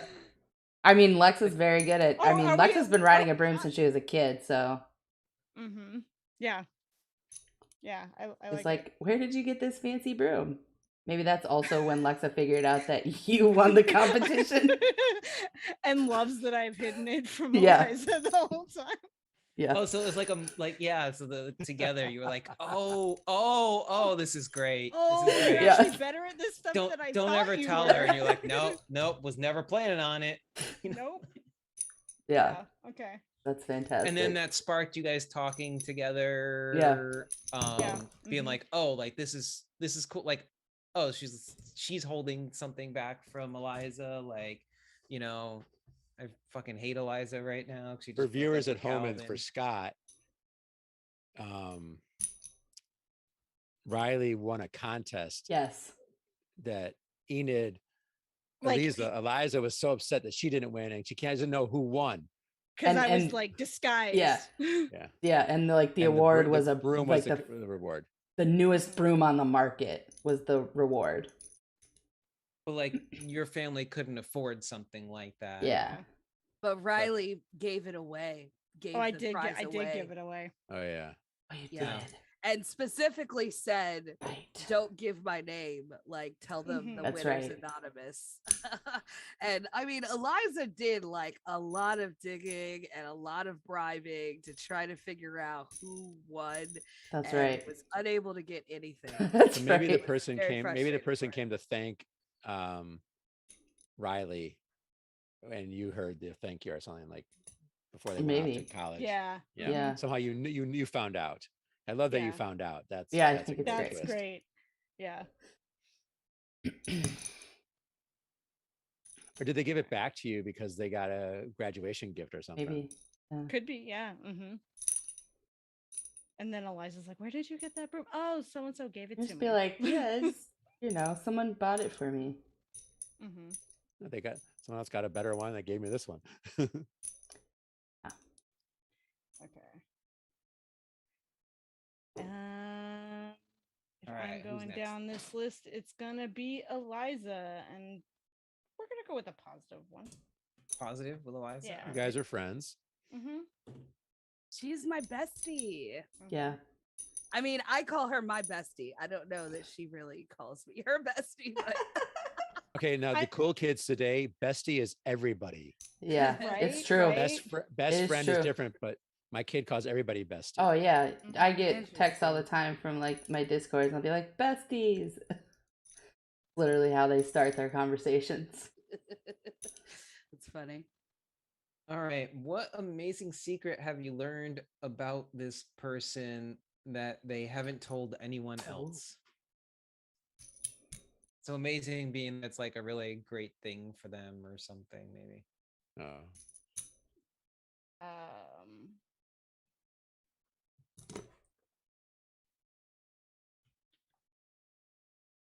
I think that maybe the amazing secret is that she like got into some class that like none of the rest of us can get into, like it's a special class or something, and she's kind of we all have somewhat like overlapping but different schedules and things, so like she doesn't want the rest of us to know that she got into that class. But I know. love it. I love it. Is it too much that it's a physics class and then you discover I'm in the class and I don't want, or is that playing against my things with you? I mean, that could be. That could be a thing. Or do you want it to be something else? It could be any class. I didn't pick it. Yeah. So it could be that's the not- physics class. Yeah. I was asking Tennille. Yeah. I'd prefer it to just be a class that only I could get into. Okay.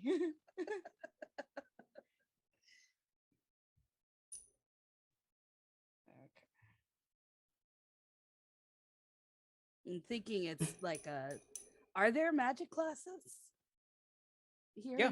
Yeah, I That's assume what. so. That's what Yeah, we're gonna be doing. it's like yeah, that's what I thought. So it's like a magic special class, yeah. Okay. I think you have me and Roberts left. Yes. I'm gonna go with Roberts. I don't know Roberts, even though I've had the one. That's like the one interaction we've had. Is the mom and thing. you were absolutely perfect. What charming habit is this character known for in school? Perfect. The accent.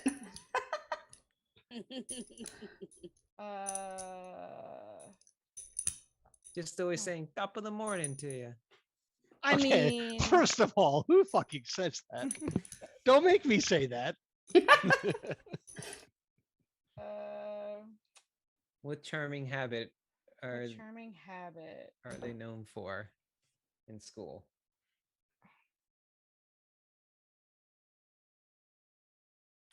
Pays everybody's parking ticket. Because his daddy sends him money from his trust fund.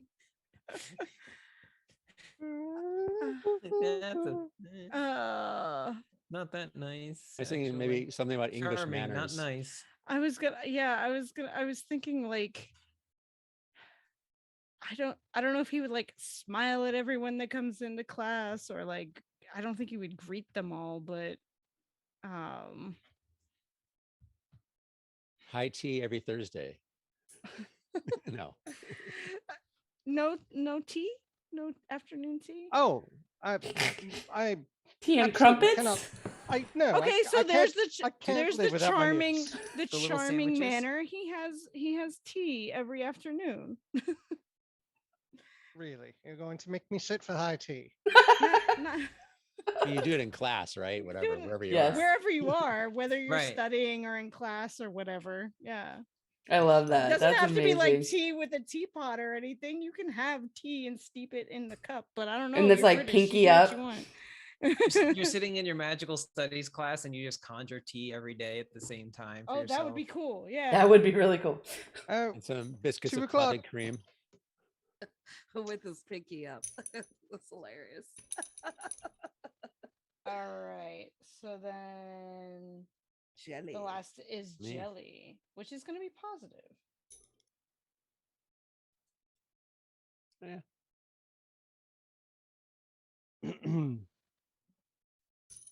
Sorry, I'm writing this down. Yeah, I'm also scrambling notes while I'm also thinking at the same time.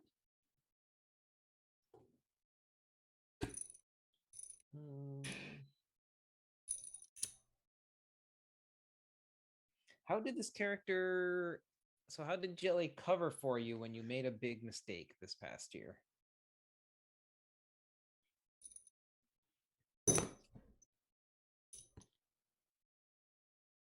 Made a big mistake.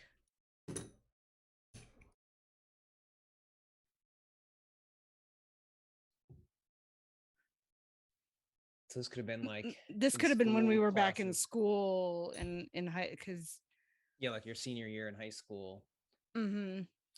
maybe Could be something to do with like getting into Yale, or like maybe an application, or I don't know. I'm just throwing some ideas out there as I'm thinking of it. that's some ideas too. Or late to class.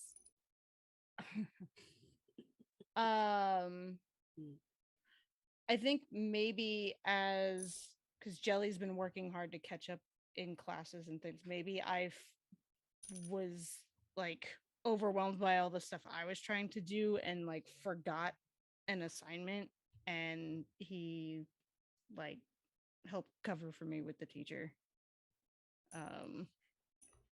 Or help me like hurry up and get the assignment done last second or something. Like the last Or it had second. just been doing so Yeah. much studying that just had like, here, use this one. No, I know don't- you know this here. I like the helped you finish an assignment. Yeah. in Okay. the in the last second. Mhm.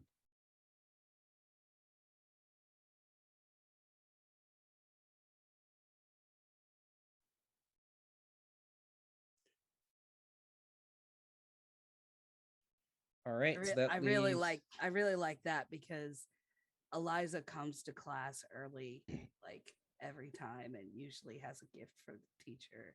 So she'd be very busy and wouldn't be there to help you. Some bestie you are. She still has to kiss the butt. I think that leaves you, Eliza. Yes, that leads me. All Who do we have to start right. with? Let's start with Roberts. All right. Hello, Poppet. I'm going to say that I know him.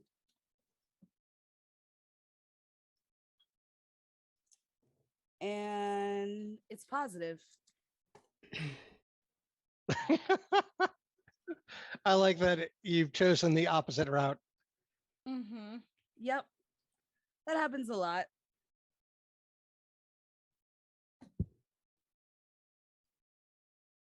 Well, I just love that for you. How did this character stop a bad rumor about you from spreading? So maybe this was the beginning of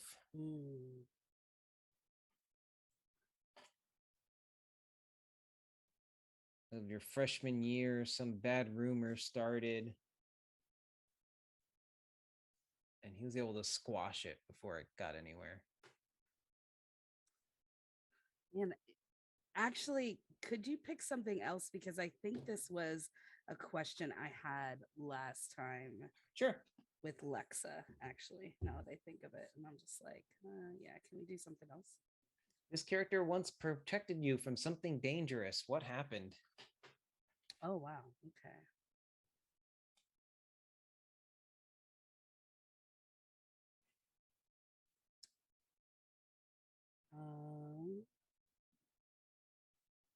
Did you have problems with potions? Yeah. Yeah. I have problems with potions, but I don't want to bring that up.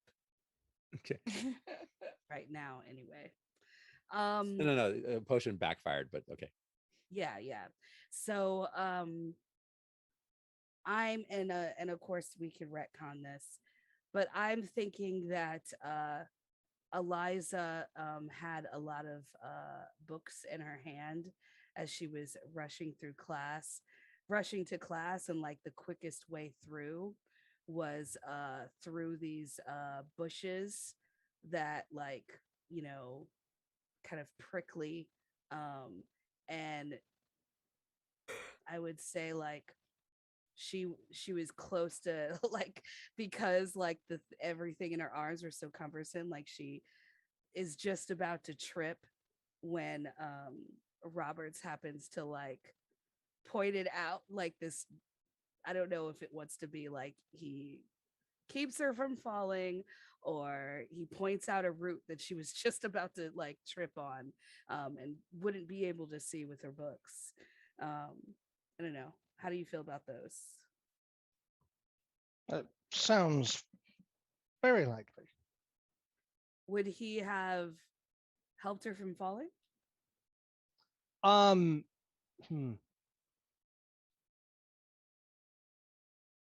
My question is, why was Roberts there also? But that's a different question. It's just in the courtyard, right? You know. Yeah, it's courtyard. He Happened to be there right at the right moment to save you from something. Yeah. Yeah. Yeah. Oh. So charming, that Roberts. Don't go that way. It's a terrible bush. It's prickly. Oh, okay. Yeah. Sorry, I barely even noticed it. Thank you for that. That would have been really bad. And 10 feet to the left. 10 feet. No, other left.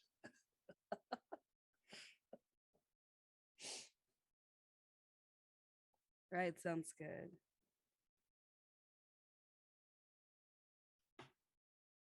All right. Who next? Jelly. You know me. Positive or negative in the last year? Definitely know you. I'm gonna say positive. Really?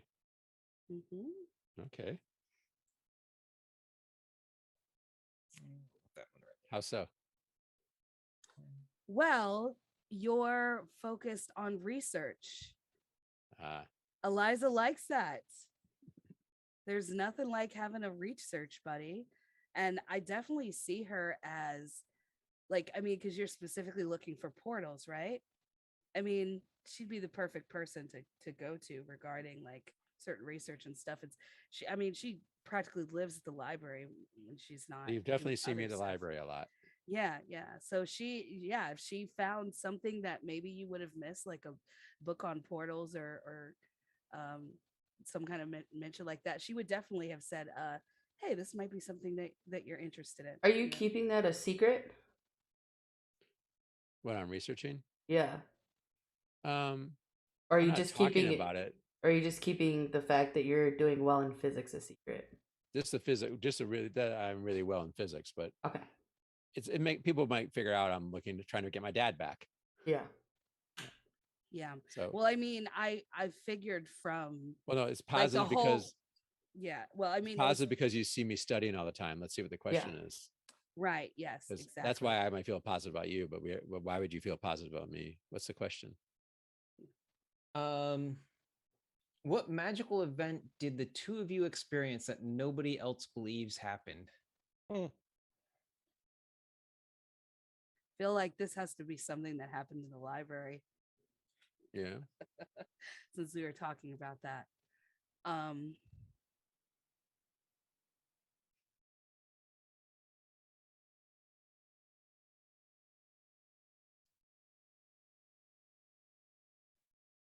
I'm thinking that we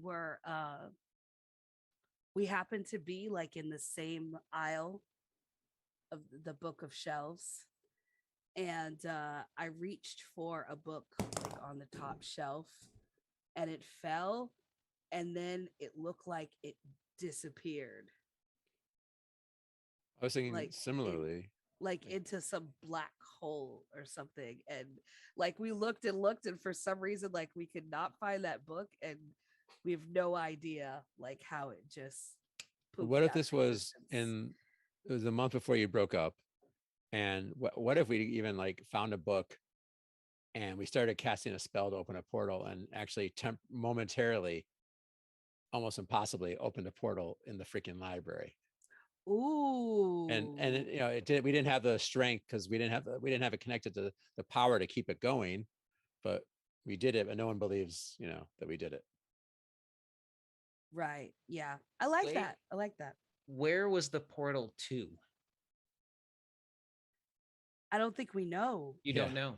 Okay. It's just a port, like you don't know where that opened up to. Well, the plan was that it was supposed to go to the wasteland, right? Or to wherever you think your father is, or maybe we were just experimenting and like trying to go across campus or something, whatever. It was theoretical at the time. You didn't think you could actually do it.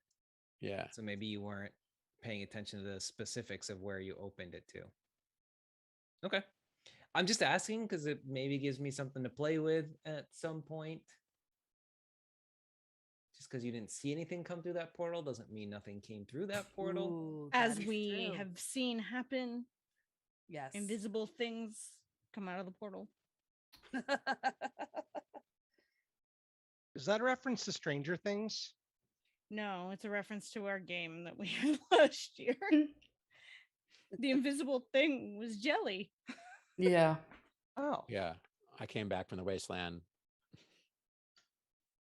Invisible. Oh, no one saw me. Yeah. You're kind of summoned back almost. Yeah. Mm-hmm. After we thought that they were dead. Yeah, I was gone for a year. People thought I was gone.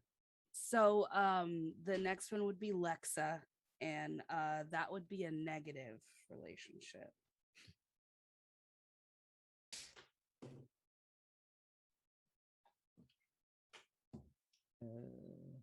I love that Riley's just homies with everybody.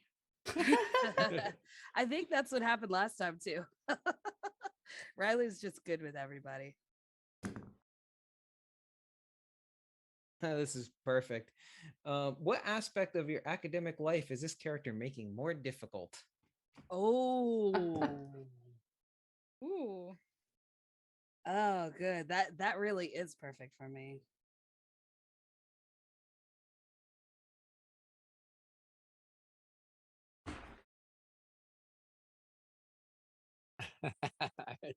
Um, I have a thought. I have a thought too.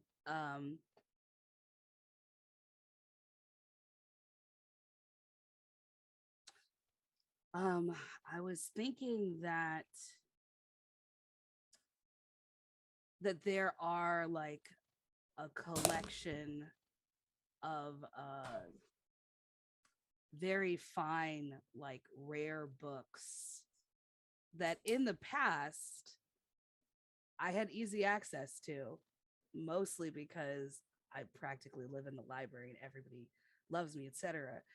But for some reason, now you need to fill out paperwork in order to get access to them. And no matter what I submit, like it just keeps getting denied. But it seems like descendants are getting access to these books, but I'm not. And I don't know if Lexa had anything to do with this, but I kind of suspect it. I don't know how you feel about that, Kayla. Yeah, that's fine. Oh, it's Alexa, not. Okay. I think she is. I don't. There might just be more steps in general. To get books at Yale. And Lexa just like takes your current application and like swaps it out, so like not all the paperwork is completely filled out, so you can't get the paperwork. You are sabotaging. Lexa's like it does not trust Eliza anymore.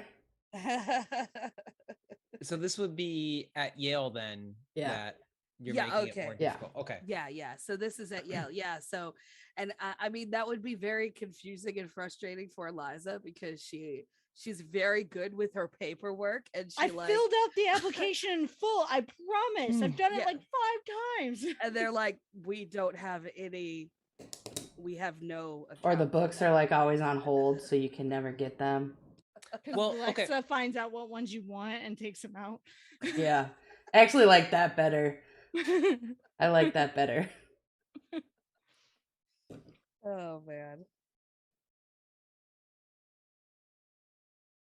Trying to remember what it's called. The Benecke Rare Book and Manuscript Library at Yale. There's some like extremely like rare collections. Like there's like a deck of tarot cards from like the 1400s or something, like one of the oldest known deck of tarot cards in this library. There's like one of the original Bibles ever printed in this library. Wow. Like a King James? I forget what Gutenberg, probably. A Gutenberg. Anyway, but King James is a little later. That's true. Gutenberg. Gutenberg would be one of the first Bibles printed. I would have to look it up exactly. It might have been Gutenberg. Yeah. Well, like on modern printing presses, right? Basically. Gutenberg invented those, I think. Yeah. Yeah. So I think they have a Gutenberg Bible that they turn every so often to like kind of keep it so nothing ages at different speeds. Basically, they turn one page every so often on it in this library. So anyway, there are kind of crazy things in here in this library at Yale, and I think that plays well in that for some reason it's always on hold or something else, and you seem to suspect that Lexa is behind it, because I would Lexa can always imagine get that what she needs from there, right? Yeah. But I would imagine that after the breakup, like, I mean, I don't know that Lex and I were that close. I mean, Eliza saw her on friendly terms, but Lexa was more interested in, I think, her maternal aunt, who was a descendant at that point. And I think there's probably been like distance since the breakup. So we'll see what happens. But yeah, okay. So next is Riley, and that is positive.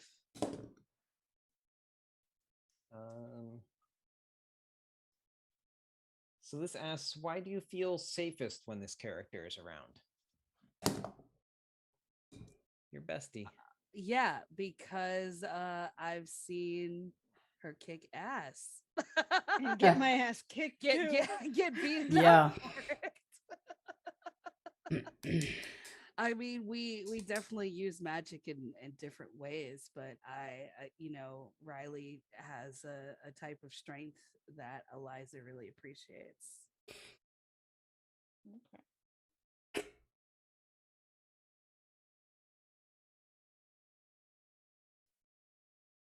So because of her strength, you're saying? Yeah. Okay. So Which that is does funny it. because Riley wouldn't see it as strength because she's just nervous all the time. But like, That's interesting that everybody's seeing all these kind of qualities in you that you don't see in yourself. That is true. Yeah. Manifests as your anxiety, right? yeah, Everybody keeps Like telling in me, real life. like in real life, Everybody like keeps Riley saying- is me.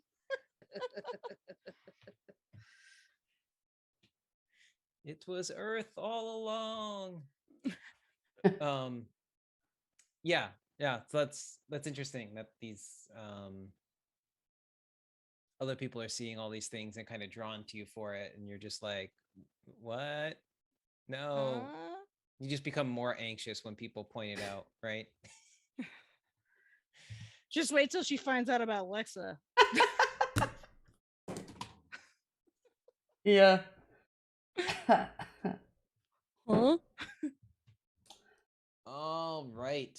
So that does it for our questions. We'll have to get, when Tim gets here with Calvin, we'll have to go through all of those questions as well. But yeah, kind of looking at our time, I think maybe this is just That's the it. best place to Yeah. stop right now. Sounds I don't- good. Yeah. Oh, and we will also talk about the breakup. Oh. And When Calvin gets here. yes, Calvin will have his side of the story, and Eliza will have her side of the story. And who knows what the truth is, right? Because it's Spicy. always, yeah. So next time, I'll talk with everybody about giving you a little bit of homework. I almost feel like I want to give everybody homework now between sessions. But we didn't quite get to setting up the class schedule and picking kind of what classes. Oh, one thing that we have to do real quick. We'll talk about it offline. But I want everyone to think about. We didn't set any rare or unusual classes that are specific to Yale. So if anybody has any ideas of unique classes to Yale in particular, I'd like to know those. And then I'll work on, I want to get everyone's class schedule set up as well for next time.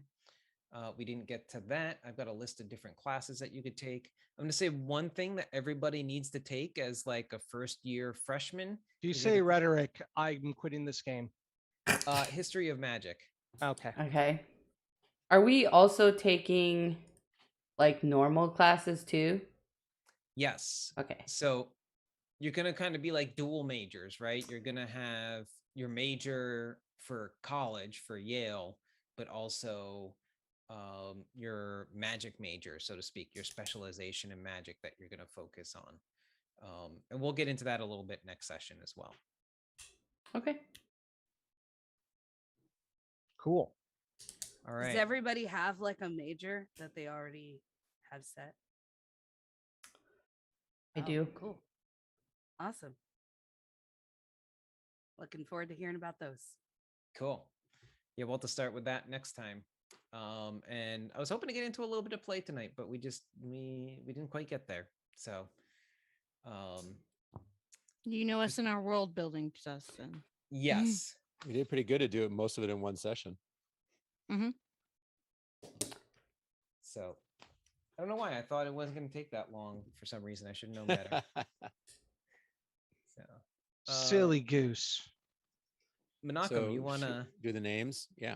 take So us the out way of here? the way we step out of the characters is we say the character's name and repeat it, and then we say our player name and say goodnight. Well, I guess I'll start as the game master once again. Hello, game master. Hello, game master. Hello, game master. Hello, And Game Master. I am Dustin. Good night, night. Dustin. Hi, Good Dustin. night, Dustin.